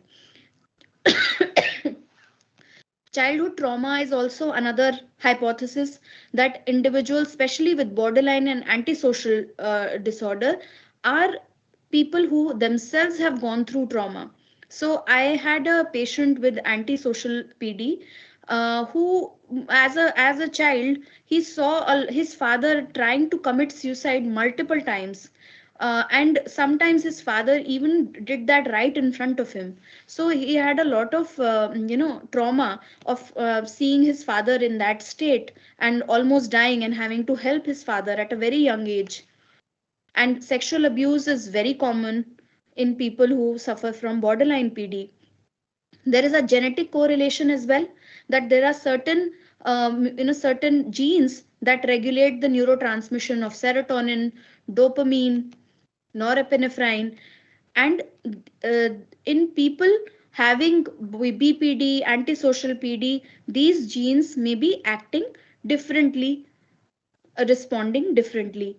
Cultural factors also play a role. So, for example, in collectivist cultures like India, China, Japan, which talks about people living together, families being important, something like a dependent personality disorder or an avoidant personality disorder may be very common, and not so much in Western countries which have individualistic culture, like US, for example. Child seeing father commit suicide was I was giving an example of an ASPD, antisocial personality disorder patient, who was traumatized by seeing his father trying to commit suicide multiple times in childhood. Environmental and social circumstances always play a role. So, an unstable or chaotic family life, little or no support from caregiver, being neglected, not being taken care of, bad experiences during their school life, being bullied, being excluded, living in poverty, being discriminated against. One study found link between the number and type of childhood traumas and the development of PD. So those of individuals who had high rates of childhood sexual trauma, they tend to develop borderline PD more. They tend to develop antisocial personality disorder also more. There is a cognitive theory of personality also, which, so Aaron Beck, the father of cognitive behavior therapy, cognitive behavior psychology, the school of thought, he said he gave this model of personality disorder, in which he said that there is something called there are biological factors, of course, the genetic factors, how our genes act, And there is also a temperament of child. So if you have little children around, if you've seen babies, there are some babies who would naturally come to everyone, but there are some babies who would naturally not warm up to people easily. So that is not personality, because personality is not formed yet, that is temperament. So even at that age, the temperament of a child is different. So those factors are there and they interplay with childhood experiences. How much they were attached to their caregivers. Was there any trauma in their, that they experienced? How was their social environment? Were they supported, validated, appreciated? That leads to the formation of schemas. Schemas lead to the formation of core beliefs. Now, what are schemas and core beliefs? So, for example, if a person goes through parents who are highly critical, never appreciate. So, if you, if you see this movie Animal, much talked about in a negative way, which truly it should be, they say that the person has a father who's constantly invalidating, not giving time, not appreciating. What schema does he develop? That I have to be like my father in order to be appreciated by him, or I have to be a certain way in order to be appreciated, in order to be liked. So I am inherently unlikable. And then when that core belief is formed, then there are certain behavioral strategies that you overuse. Let's say in this case, in the case of this movie, what strategy did he overuse? Aggression. Standing up for his rights, he overused it. And what strategy was underused? Relationship skills like apologizing, for instance, that was underused, right? So this is how the cognitive model talks about personality disorders developing. Other early life experiences, like if you were neglected as a young child, if a person lost a parent early on, if there was emotional, physical, or sexual abuse, if any accident, so again, trauma, accident happened, if a person felt afraid, upset, unsupported, or invalidated. So, Anag, we will talk about the treatment soon enough. Verbal abuse. So, children who have suffered from insensitive parenting, verbal abuse, they are 3 times more likely to suffer from narcissistic PD. So, see, whereas we may criticize a person with narcissistic PD, they are also people who have suffered from abuse themselves.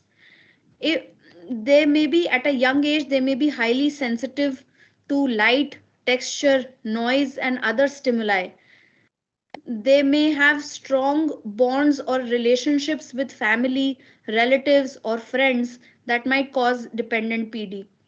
So let me go back because a couple of you are asking to go back on the CBT model. So what this says is that biological factors like genetics, as well as the temperament of the child, in conjunction with the childhood experiences that the person has, how they were attached to their caregivers, was there any trauma, were they supported, unsupported, that leads to the development of certain beliefs, right? Certain beliefs like I'm unlikable, and then their personality manifests those symptoms according to belief.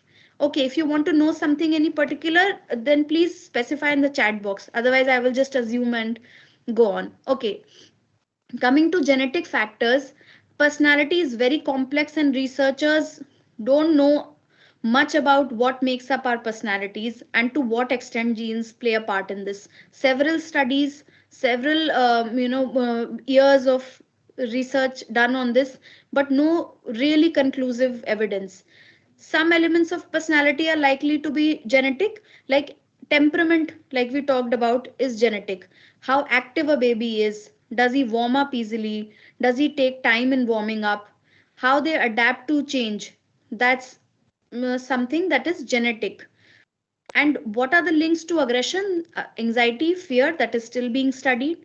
So while there is belief that genetic inheritance may play a part in the development of PD, I'll give you an example. I have a patient who had borderline PD, who came in and did we miss the slide on the case study on borderline PD? Did we miss that? Why do I think we missed that? Okay. I think so. We missed it. No, okay, we did. Okay. So I did not use this case here. I used this case elsewhere. This case that I was about to tell you about, I was wondering if we missed that, but I had used it elsewhere. So again, anyhow, so this patient who came in with because of for couples counseling had borderline PD, and then months later, when her situation with her husband began to improve, she referred her cousin sister to me, who seemed to have the exact same personality profile as her. And her husband at some time mentioned, which I thought he did spitefully, but later on it seemed that there may be some truth to that. He said that even her mother and her mother's sister were like that. There is, I mean, not just because of this example, but even some experts do believe that genetic inheritance may play a part in the development of personality disorder. So there may be, it may be inherited also. Now we'll understand the neuropsychology of personality disorders. So again, researchers have found that if you look at a particular personality disorder, you will find certain features, certain differences in the brain functioning that would explain for those disorders. So amygdala is a part that's over here somewhere, and that part is responsible for emotional stability. In borderline PD, that there is dysregulation in amygdala. It is not working properly, which is leading to emotional instability. The prefrontal cortex, which is out here, that is a brain area which is responsible for decision making, for impulse control, and that is also working abnormally in people having borderline PD. There is imbalances in serotonin and dopamine also, which are leading to mood swings and impulsivity. Similarly, it was seen that in narcissistic PD, the medial prefrontal cortex involvement leads to disturbances in self-referential processing, meaning that they make everything about themselves, not because they are just mean people, but because the area of their brain, medial prefrontal cortex, which is responsible for self-awareness. Self-awareness is linked. If you put your hand here, and if you take it back, these are the areas in your brain that are responsible for self-awareness. It is also called by some researchers the mohawk of self-awareness, named after the hairstyle mohawk, right? So this mohawk, one of the areas, the medial prefrontal cortex, is involved with taking in the information from the environment which is about ourselves. Now if it is overworking, we will take every information and believe that it is about us, which is happening in narcissistic PD. The dopamine system, which is linked to feeling good and high, we all know there is a high with dopamine. That is why gaming and alcohol and sex, the activities that lead to dopamine, if that system is dysregulated, then it would lead to feelings of that high even when you have not consumed any substance or any of those activity. There is an altered gray matter volume which may result in poor empathy. Grandiosity is an exaggerated sense of importance. I am too special, too unique. OCPD, so the frontostriatal circuit involvement. So there is a brain circuit which is involved with perfectionism and rigidity, which is overworking. Brain circuit is usually like this movement that you see across the brain. There are imbalance again in the serotonin system, which will lead to obsessive thought patterns. So if there is an alarm in your brain that keeps going for no reason, I need to do this perfectly, I need to do this perfectly, it's still not done perfectly, that is not satisfied because that alarm is constantly ringing. You're constantly doing trying to make it better and better. Prefrontal cortex abnormality, which leads to impaired flexibility. So I'm not able to be flexible and understand that in this situation, this kind of rigidity may not be needed. So that may lead me to expect a certain standard from people again and again. Antisocial PD, again due to reduced amygdala responsiveness. So normally our amygdala also tells us if there's something to fear. If something lands here, even without looking, we are quick to shrug it off. If it's a, we don't even look if it is a bug or if it is something, a piece of paper that has landed here. But if our amygdala is not working, then we may not be fearful even before committing a con, which happens to people with antisocial PD.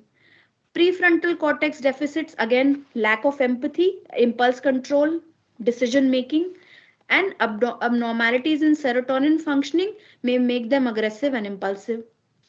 In avoidant PD also, the amygdala is, so here it is more sensitive. So it is fearing even the things we do not ought to fear, just the opposite of antisocial PD. And hippocampus is also a center which processes fear, so that is also processing it excessively, so more fear is happening. Yes, Rahul, I'll try to cover quickly, just be with me for some more time. And heightened sensitivity to social rejection, there is altered serotonin level which is contributing to anxiety. Prefrontal cortex differences lead to difficulty in regulating social behavior. So we use our all the logical thinking, the adaptive thinking that we do, behavior that we do, we use our prefrontal cortex for that. So you can see a brain map here. Different brain areas are to do with different functions. So you can imagine that a person with paranoid personality may have this area of their brain overactive, which involves hostility, right? A person with paranoid PD may also have this area overactive where they may notice errors of others, or even a person with OCPD may have this area overactive. Feel embarrassed, this area may be overactive in person who has avoidant PD, right? So these different brain areas are responsible for different functions. Now circuit patterns, like I said, it is the connection, the wiring in the brain. Various regions generate or enhance particular emotions, as we saw in this diagram, in order to encourage us to act or not act in certain ways for our survival. So for example, if we experience hostility, if this area in our brain lights up, then of course we would act, right? We would act with hostility, we would react with hostility if this area in our brain starts to light up when we encounter a social situation. For each of us, for each brain region, a different amount of stimulus is needed to activate that region. Let me explain that also simply. So a person with avoidant PD may feel embarrassed very easily. They need little stimulus for this area to be activated, right? It is like, think of a light bulb which needs only 10 watts to start, to light up, but a heater may need 2000 watt, right? So similarly, a person with avoidant PD needs very little to feel embarrassed, but a person with antisocial PD needs a lot to feel embarrassed, so they don't feel embarrassed easily. People naturally prefer some region over others if they have, let's say, if they have been taught early on to attend to social feedback. Always look at others when you're speaking. Yes, it's the threshold, Anshu, that's the right word. So if people are taught, let's say early on, to attend to social feedback, always look at your audience while speaking, they are taught, naturally they start to overuse this area, right? Now when they start to overuse this area, then over time the circuits are formed, and then the brain keeps responding the same way. If one region has maxed out its activity, then another region may take over. But till that time, the same circuits are going on. And that is why each of us has different set of personality dynamics. We would talk about the treatment shortly. So why do people think and act the way they do? In short, the basic thing is the biology of motivation.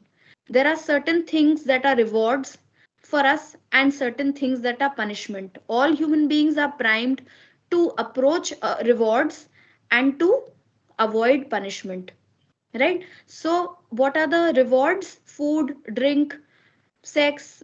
Even as we begin, as we grow, if you've read about Abraham Maslow's hierarchy, even self-esteem, belongingness, all of that is reward. So a lot of, we talked about the fact that we are not committing crimes also because we want to be we value our freedom, or we want to be seen as a reputable member of the society, right? And all of us want to avoid negative stimuli. That could be punishment, that could be punishment of being put in jail, or having a breakup, or being neglected by someone. Now sometimes, I'll just simplify this. Sometimes what happens is that for some people something is not punishment enough. For a person with antisocial personality, the punishment of being put in jail or being caught is, for them, that punishment is not negative enough as much as the reward of the high of doing a con is exciting.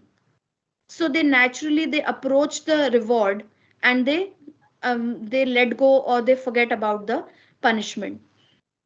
So we all, even hope of achieving a reward is similar. Even the relief of of avoiding a punishment is rewarding to us, right? That is why we work to do things that we value. We work to approach things that we value, and we avoid things that we do not value, and that results in our personality dynamics. Let's talk about the treatment and management of personality disorders. So Ariman asks, till what extents are they curable? Now, curable is not a word that we easily use in our field. We only use the word treatable, because any disorder, even physical disorders like cough and cold, are cough and cold curable? You will be okay once, but then you will get it again. But yes, they can be managed. That is why we use the term managed or treated. They can be managed to some extent, though some PDs are very hard to manage also. They are one of the most difficult disorders to treat in psychiatry, because the patient is not going to see their behavior as maladaptive. For them, it is egosyntonic, it is serving a purpose, it is meaningful.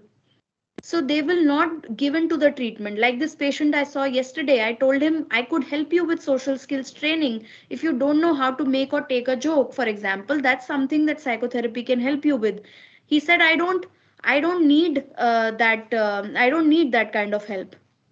I don't need help with that, because I'm happy. I don't want to form social relations. I wouldn't know what cluster that would fall under, Nitish. What is your guess? For antisocial patients, reducing aggression would be the main target, because we want them to be safe. We want others around them to be safe. Histrionic patients may benefit from CBT, focusing on their need for attention, making sense of that. Narcissistic patients who would rarely come in at all, yes, they may lack self-awareness. Uh, Studies demonstrate DBT as effective with borderline PD. Yes, antisocial may seem like it, Nitish.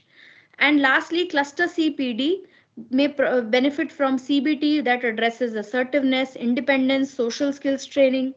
Supportive psychotherapy, assertiveness, psychodynamic psychotherapy is useful in avoidant PD. Well, in a lot of other PDs as well. Supportive psychotherapy is mostly what we are able to do. And OCPD often responds well to psychoanalytic psychotherapy. So when we talk about the treatment for personality disorder, non-pharmacological interventions. So medicines are mostly not used. If they are used at all, they are only used to manage aggression or emotional instability. So for them, of course, medication are used, but they're not the mainstay of treatment. Intensive psychotherapy is the mainstay of treatment for PDs, which needs to be long term, which needs to be integrated with other services like They may need medicine also for that matter, or sometimes law may be involved as well if there is a case of antisocial PD. There needs to be the psychotherapy needs to be theoretically coherent, meaning making sense for that particular disorder. Psychoeducation is not a form of therapy, it is a component of therapy. So mainly supportive psychotherapy, and it should be focused on compliance.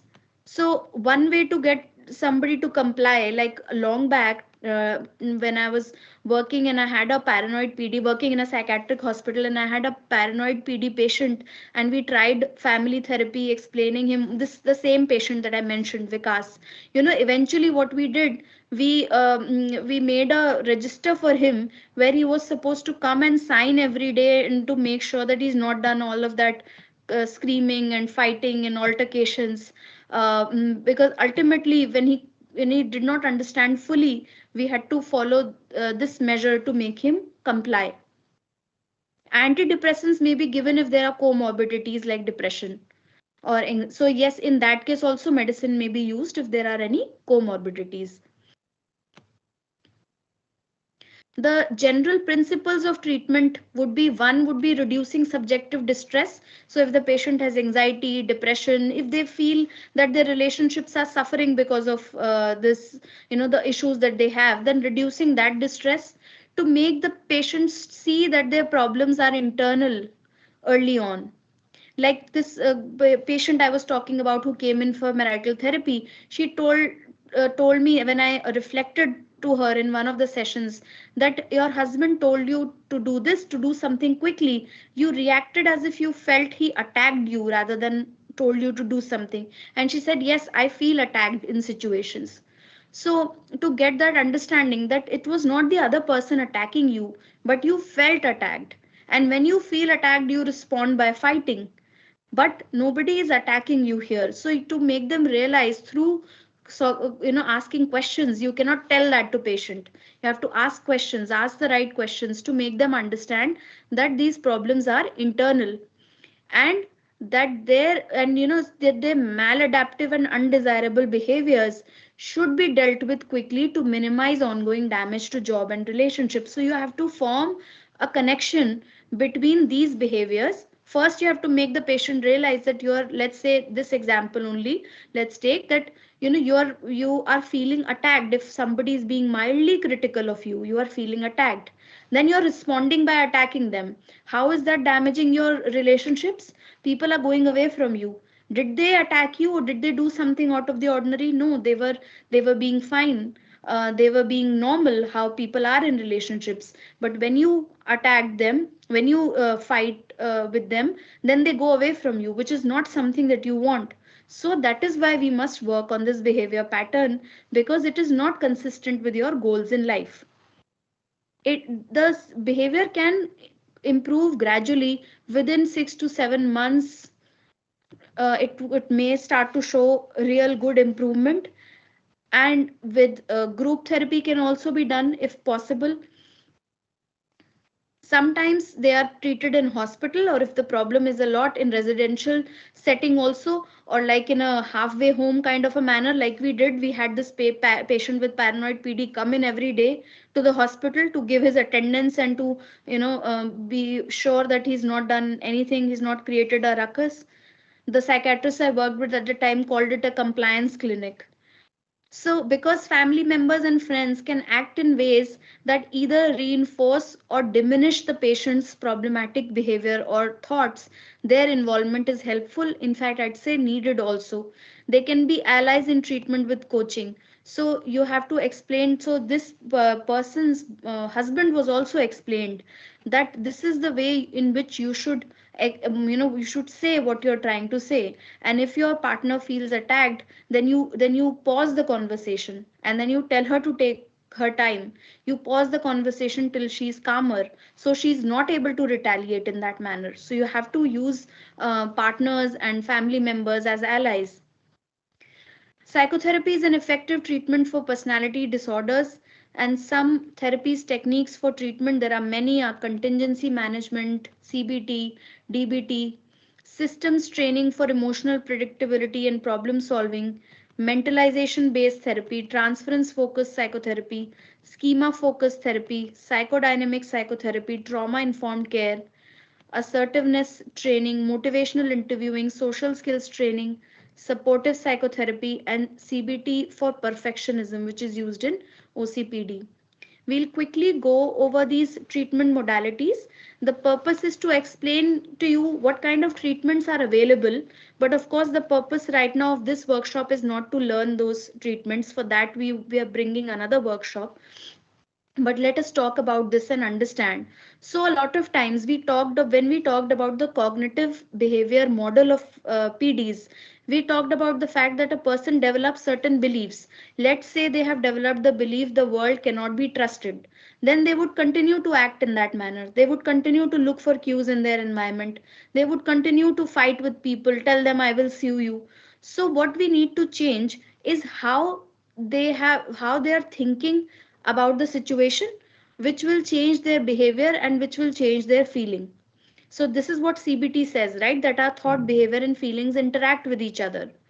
So we use a lot of cognitive restructuring techniques like asking questions to the patient, giving them behavioral experiments, so that they are able to over a period of time. It's not easy. It does take time, and sometimes it does not change even then, but we use these techniques to help the patient see that when they change their thought, if they assumed that okay, my tenant is not taking over the house, and they stop looking in their tenant's house all the time, then also nothing is happening. Nobody is taking over, nobody is setting camp there. So through these behavioral experiments, we may make them realize that they are making faulty assumptions which are disrupting their life. We can also tell them more about their disorder and explain them that this thing, and of course this is to be done carefully when the patient is ready. In cluster A, not so easily, because they may really like the insight. We may sometimes need their behavior to be modified. So for example, the patient with schizoid PD who visited me yesterday, he does not go to his workplace, right? So the first goal would be, and he's running out of money, so the first goal for him would be to start making him go for work, to find out what are the anxieties he has and work on those anxieties, on his behavior, and do behavioral activation, which would start with him going for work and getting that sense of achievement from his work that would make him feel good on a day-to-day basis. It will also include exposure based exercises. So for an avoidant PD, it would include facing the situations that made the person anxious. We would also include family members and explain them the same thing to make these changes in their behavior.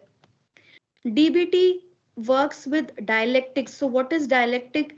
Dialectic is where two opposite things are happening at the same time. I'm going forward just to show you one thing, then I'll go back. Like this infographic that I want to show you here. You can be independent and ask for help. Right. Yes, I will go back to the slides. Come here just to show you this infographic.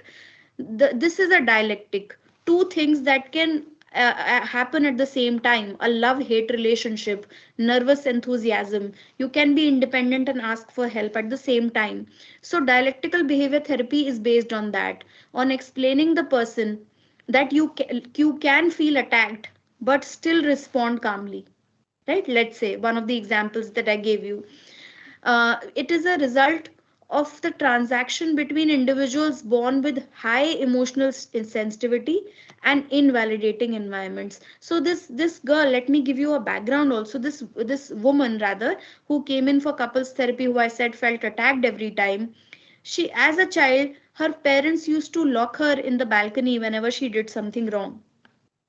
Now she had high emotional sensitivity. She felt criticized very easily. She felt rejected very easily, and she had an invalidating environment. Also, parents who did not understand her emotions and who punished her in such a manner. which led to ultimately development of the the borderline PD. So this transaction leads people to perceive and respond in a manner that creates vulnerabilities in their life, in their personality. And it is so this DBT model proposes that individuals can be more effective in managing their sensitivities and interactions with others through acquisition of skills that enhance mindfulness. So if we teach them how to be in the moment, how to recognize that I am having a meltdown, that I am feeling attacked, but this may not be the situation. How else can I tolerate my frustration rather than shouting or fighting with my husband? That would actually help them manage their sensitivity, manage this feeling of being attacked, being cornered. DBT is effective for the following conditions: borderline PD, cluster B personality disorders, all of them, eating disorders, mood disorders. It is used in PTSD and substance use disorders also. Any self-harming behavior as part of borderline PD or otherwise, and ADHD as well. The first phase of pre-treatment is when patient is told about DBT, a rapport established. Then the stabilizing phase begins. Stabilizing means if there is any life-threatening behavior, if there is any suicidality, if they are self-harming, then the initial focus would be that. Is if there is any aggression that can be threatening for them, any reckless behavior like reckless driving, reckless sexual behavior that could lead them into trouble, then that would be focused on. After that, we work on symptom reduction. So what are the other symptoms, like symptoms of emotional dysregulation, feeling very angry when somebody mildly criticizes you, feeling not being able to talk about emotional things with husband until and unless there is a fight. Then we come to the problems in living. What are the general day-to-day problems in living? Difficulty solving problems, difficulty managing relationships, difficulty making decisions. And then lastly, if there is any incompleteness in the person, what would they do if they were not troubled by their personality disorder symptoms? What would they aim for? What are their goals and values in life? Then helping them achieve those. And of course, quickly, I'll say the things that skills we teach in DBT are distress tolerance, how to tolerate stress, how to be more mindful, be more present in the moment, how to regulate one's emotions, and how to be socially more effective. Again, not going to, not describing this in detail because we are just trying to understand the overview of the treatment. Now, mentalization based treatment. Please hold your questions. We'll take them at the end. Mentalization based treatment. Mentalization is the capacity we have to understand the thoughts and feelings of other people. If you have read the quote somewhere on social media that everyone we meet is going through their own struggle, so don't judge people, something like that, right? We often come across something like that, that everyone we know is going through a fight we know nothing about, so be kind. What does that mean? That means that we should keep ourselves in other people's position and imagine that they must be going through something as well. So if we see someone drive too fast on the road and we get upset, why are they driving this way on the road?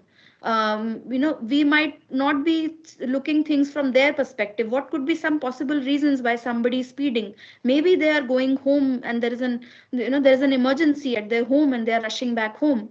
Maybe they have a meeting or a flight that they're missing. So mentalization is this capacity to imagine what the other person must be thinking and feeling. And though all of us have that capacity, we are not able to use it fully all the time. People with PD, they stop mentalizing or mentalize in partially. So that is why they operate from they operate from their own frame of reference. They think that if I feel insulted, this person wanted to insult me. If I feel not taken care of, this person's intent was to not take care of me. And this treatment aims to stabilize the problems by strengthening the patient's capacity to mentalize under the stress. So to be able to understand that I was feeling attacked, but my husband just wanted to point out that he was not happy about this little thing, right?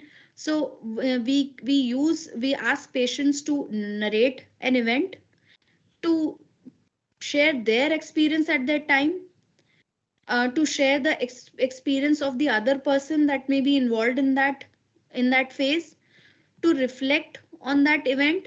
What was it for you at that time? What exactly were you going through? What must the other person involved with you in that event be going through? What do you feel as of now? And what does this discussion help you understand? Talking about that event, how you experienced it at the time, how you perceived the other person's behavior at the time, how you make sense of it now, how does that make you feel? Could there be any alternate way in which we could explain this? So maybe your view was, maybe event narrative was that my friend ignored me in the college, and I experienced humiliation at that time. I felt that they were not really my friend. Currently also I feel bad about it. This makes me feel like I don't have any real friends. Okay, now what is an alternative perspective? An alternative perspective is that my friend may have been busy or caught up with something, and they didn't really want to insult me, but they were just busy doing what they wanted to do.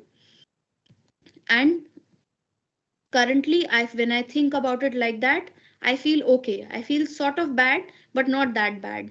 And what does that tell me? That makes my experience difference. Well, the text is clear to me. I'm also reading from the PPT. I have not shared it. The organizer has shared it. So it's clear to me as well. I don't know why it's not clear on your end. Yes, thanks, Rahul, for sharing. So, when we do not mentalize, it leads to interpersonal problems because we keep thinking, we keep behaving in ways that make people feel that we lack empathy. So, if a person is upset and they feel that their boyfriend did not call them enough, now they might feel bad that my boyfriend did not call me when I was upset, but they fail to realize that maybe the boyfriend was busy too with something. They also have a life. It is possible that they were caught up in something. So mentalizing gives you that ability. So we make in mentalizing based therapy or treatment, we help patients think before they react to their own feeling.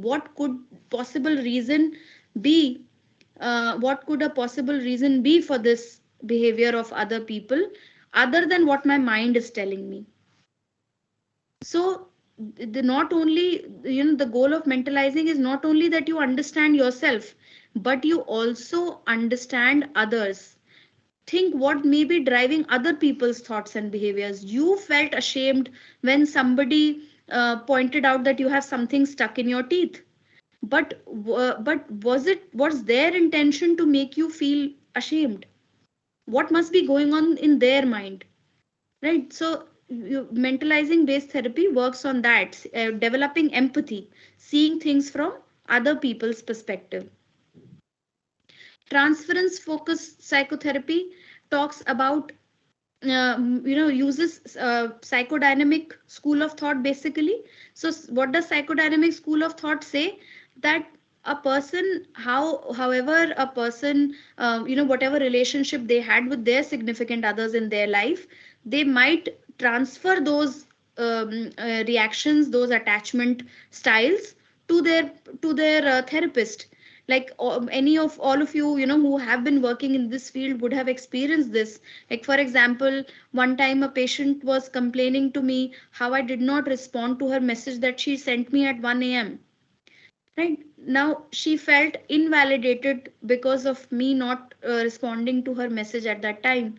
Now we used that incident in therapy to understand that okay, what could be a reason why I would not have replied.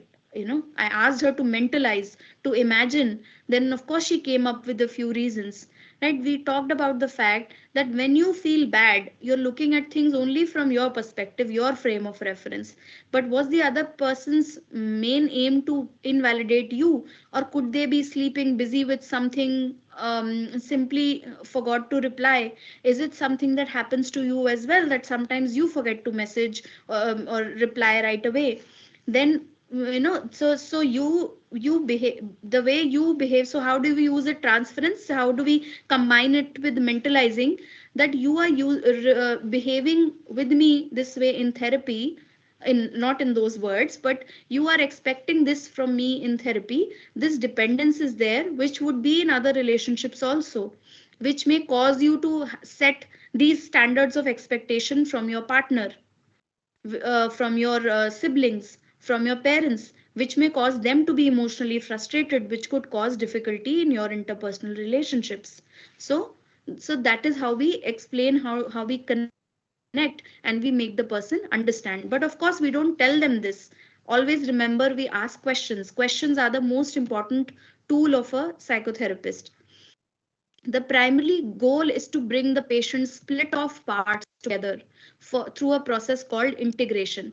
So, the fact that you felt hurt as a child, invalidated as a child, stays within you. And that is why when somebody does something remotely similar to that invalidation, even though they are not invalidating you at that time, even if somebody saw your story and did not respond, they were not invalidating you. There could be hundreds of reasons for them to not respond to your social media story.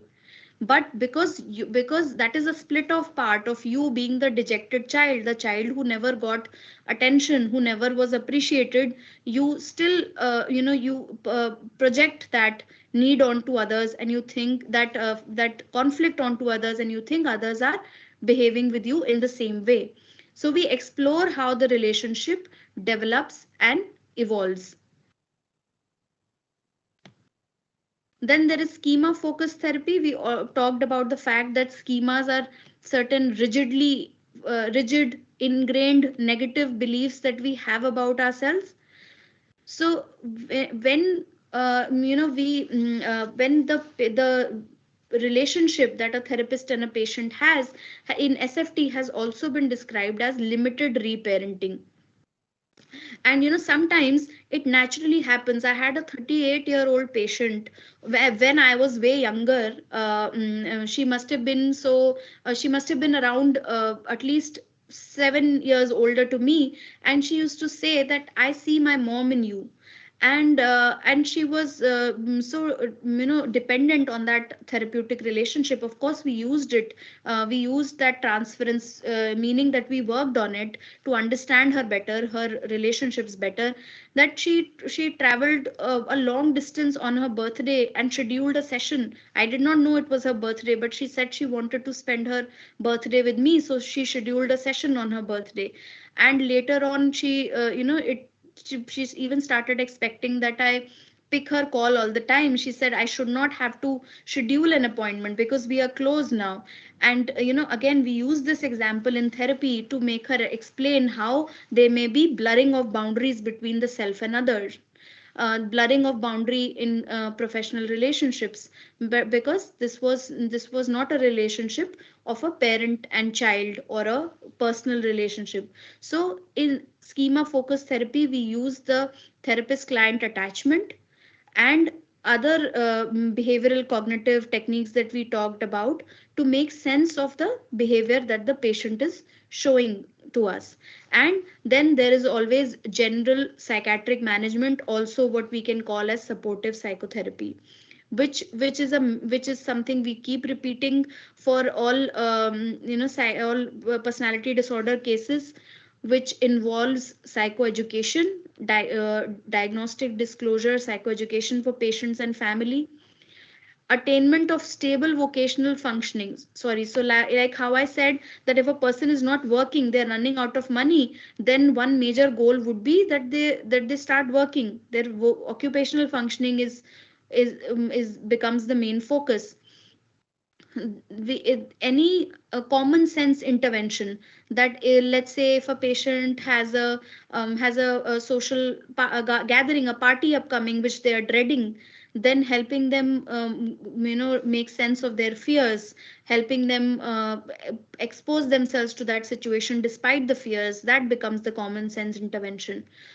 If there is any medication to be provided, if there is any group or family or couples therapy to be provided, then that is also done. And any aspects of functioning, like let's say they are not bathing, they are not brushing, we take care of that, we work on that. And any interpersonal stressor that they have, they are separated from their spouse, they are criticized by their caregivers, there is a self harming behavior. So basically not just the symptoms of PD, but other aspects of their life, we work with them in supportive psychotherapy through motivation, encouragement, questioning, guidance, all of those things that come more under counseling than clinical psychology. So, in conclusion, that more and more technological advancements have made it possible for us to study more about personality disorders. We now have a greater understanding of these disorders, and therefore we have several effective evidence based treatment also. Though there is nothing that we can call that okay, this is the holy grail of treatment of personality disorders. The treatment approaches are still evolving. There is still lot of work to be done in this area, but yes, the field is evolving.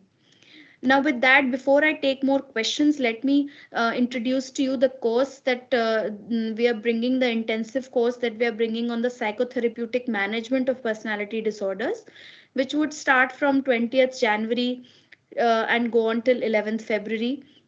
This course has 8 sessions in total, and we the time days would be Saturday and Sunday. We would have live sessions from 5 to 7 p.m. Those who join, even if they're not able to attend, there will be session recordings that would be shared. Let me tell you about the course structure of this particular course. So we will in the first session we will talk about the different theories of personality disorder because they are key to understand that. We will talk about the overview of personality disorder and assessment, in which we would talk about the classification, signs and symptoms, diagnosis, general principles of treatment, and clinical picture in detail of each disorder. We'll also talk about differential diagnosis, how to differentiate it from other disorders. And then in the last 5 sessions, so this would be mostly based on treatment. In the last 5 sessions, we will talk about the management of cluster A, B, and C personality disorders along with the cases. So for each of them, cases would be discussed on how to treat the patient, the in terms of what all psychotherapeutic techniques we use and what is the flow of therapy that happens as well. And this approach, this psychotherapeutic management, can be used for personality disorders also and for problematic personality traits as well. So those of you who are interested, you can join the course.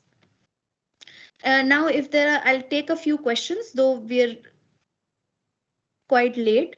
Yes, Anam, so can you explain what you mean by shared symptoms? You can unmute yourself and explain. I did not understand your question at that time. Can you explain it to me? Thank you, Aparna. Yes, Anam, organizer, can you unmute Anam and she can explain? Thank you, Pratham. Thank you, Dr. Darshana. If the person is family member, then shared symptoms, see, either the shared symptom is genetic, then you cannot, very little can be done about it unless they get treatment. But other than that, it's not like personality disorders are contagious, like you would get that symptom. If you have any case in mind, then surely you can talk about it. Um, Hi, I have two to three questions. May I ask? Yes, please do, Lavina. I want to know the difference between schizotypal and schizophrenia because when you were talking about symptoms, when you spoke about schizophrenia, that it has positive symptoms and that, the schizotypal does not have, but schizophrenia also has negative symptoms. And those negative symptoms did come under schizotypal under your PPT in that slide. So I found that, the symptoms are common between two. Hmm. So could you tell about differences? Because, schizoid, schizotypal, and schizophrenia have, I think, these differences, if we can Hmm. say. Could you tell Yes. about?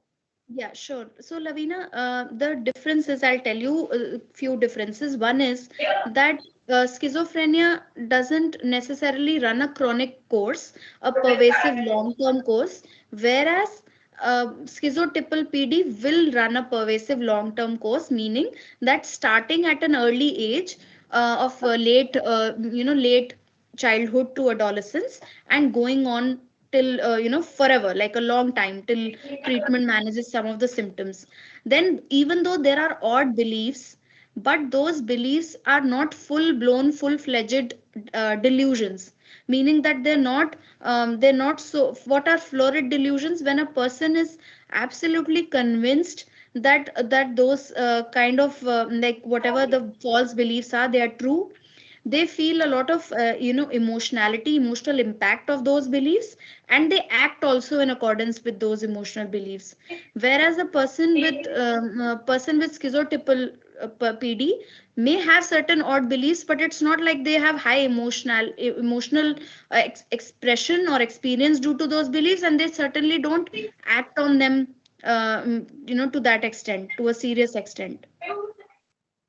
Okay, ma'am, Correct? got it. Also, there's one more question. At what stage in the journey of a clinical psychologist is the personality orders taught?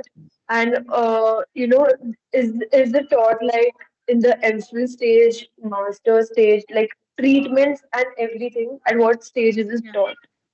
So treatment is will be taught in detail in MPhil only.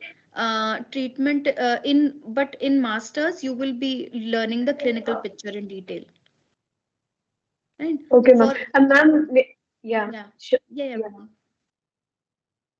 No, you were saying something. No, I was saying that for more details into clinical picture also you will learn at the MPhil stage, but a lot of detail, good understanding you will be able to develop from masters also, I suppose. Sure, ma'am. Hello, And ma'am. may I know where have you done your masters and MPhil? Like the colleges, can you suggest for masters, maybe masters in clinical psychology in India? See, there are many good colleges. I think if you follow all about psychology, they've talked about colleges, good colleges in India, and like Yeah. where which good colleges are there now? Because I did it way back, but I did my MA and MPhil both from Amity University, Noida. Okay, ma'am. Thank you so much. Yes, Uh, thank you for those who are who like the session. Yes, you have any other question, Lavina? yes, ma'am. I have. Yeah. I have a question about diagnosis.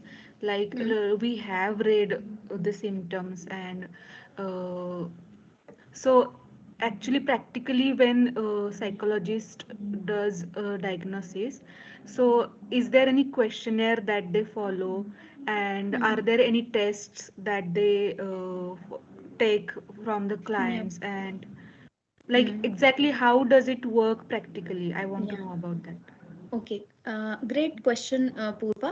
Though we will be talking about it in a lot of detail in our upcoming intensive course, but still I'll tell you the outline. So, in order to make a PD diagnosis, you have to take a detailed case history from the patient and their family members also. Somebody who's known the patient from many years ago. Of course, if someone like that is available, if they are not available, then you don't get that history, then you can't make that diagnosis. For a diagnosis of PD, you have to be able to take information from the patient's family members also. If they are not available for some reason, then you can't make that diagnosis, then it remains a provisional diagnosis only. So, so clinical history, clinical interview, case observation, and assessment tools also. Assessment tools like questionnaires and other tests. That for slides and PPTs, please contact the organizer. Thank you all for those who are leaving nice, encouraging comments for us. Any other question quickly? We are close to three Some hours. dissociative identity disorder also comes under personality disorder, right?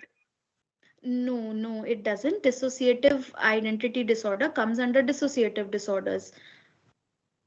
So Mm-hmm. it's something that is called split personality. It was called loosely, Yeah, yeah. right? That's why I think you're confusing it with it. But it comes under dissociative disorders. Right? Sorry, Uh, could you repeat the last line? it comes under dissociative disorders. Under personality disorders, only those disorders that we have mentioned today, 10 of the disorders that we have mentioned today, Okay, those, okay, okay. right? Sure, ma'am. Yes. Ariman, I would suggest you to not do self-analysis while reading about PD and disorders. Okay, how to not do? Okay, it's okay to engage in it to some extent, but don't get carried away with it. Maybe whatever features you find in common, jot them down, go back to them later and think about them. A very common practice in Western countries is for psychology students and professionals to take psychotherapy themselves. So if you feel like you would benefit from something like that, then go for it. If you find too many symptoms in common, otherwise all of us do from time to time. Thank you so much, Ankush.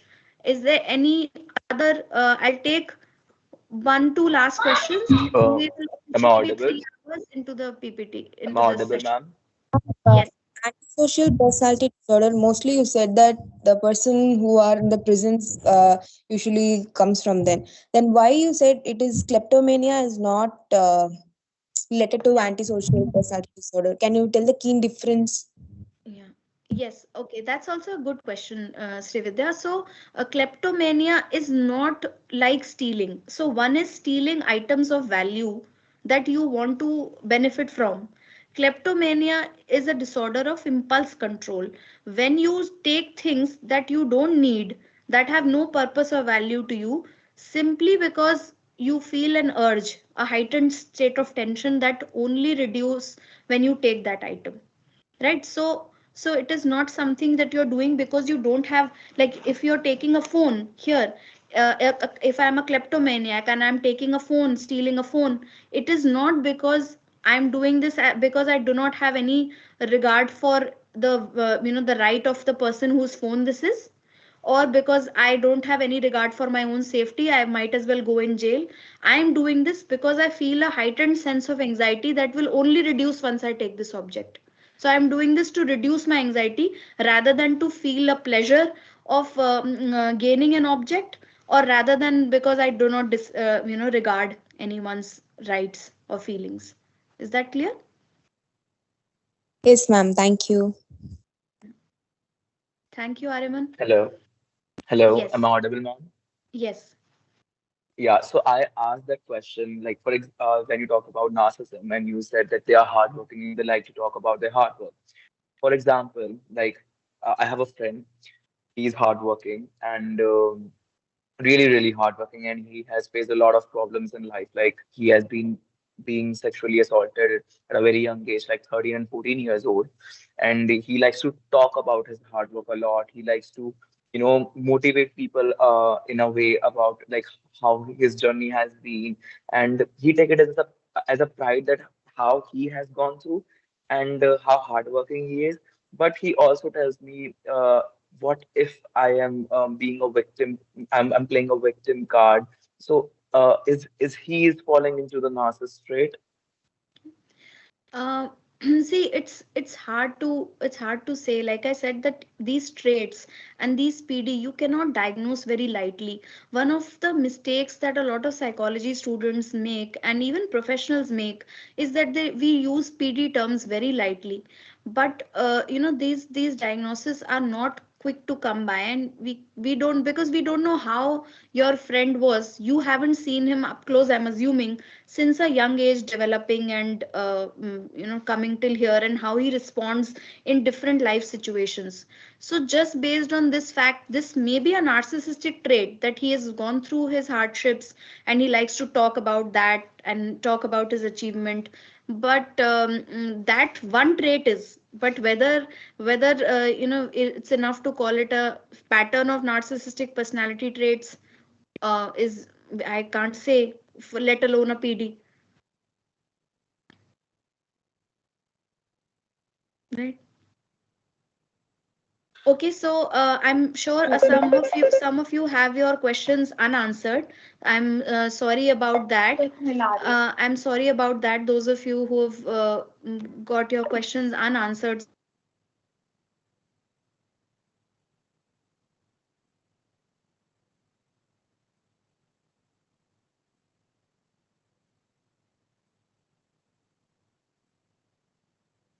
So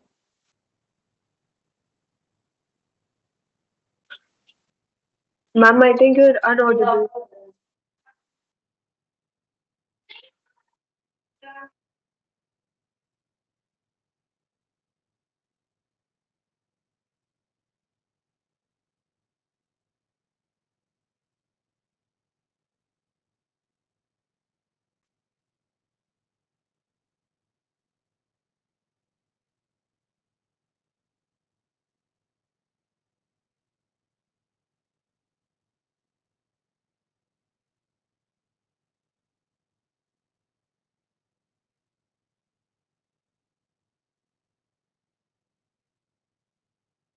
Ma'am, you're inaudible.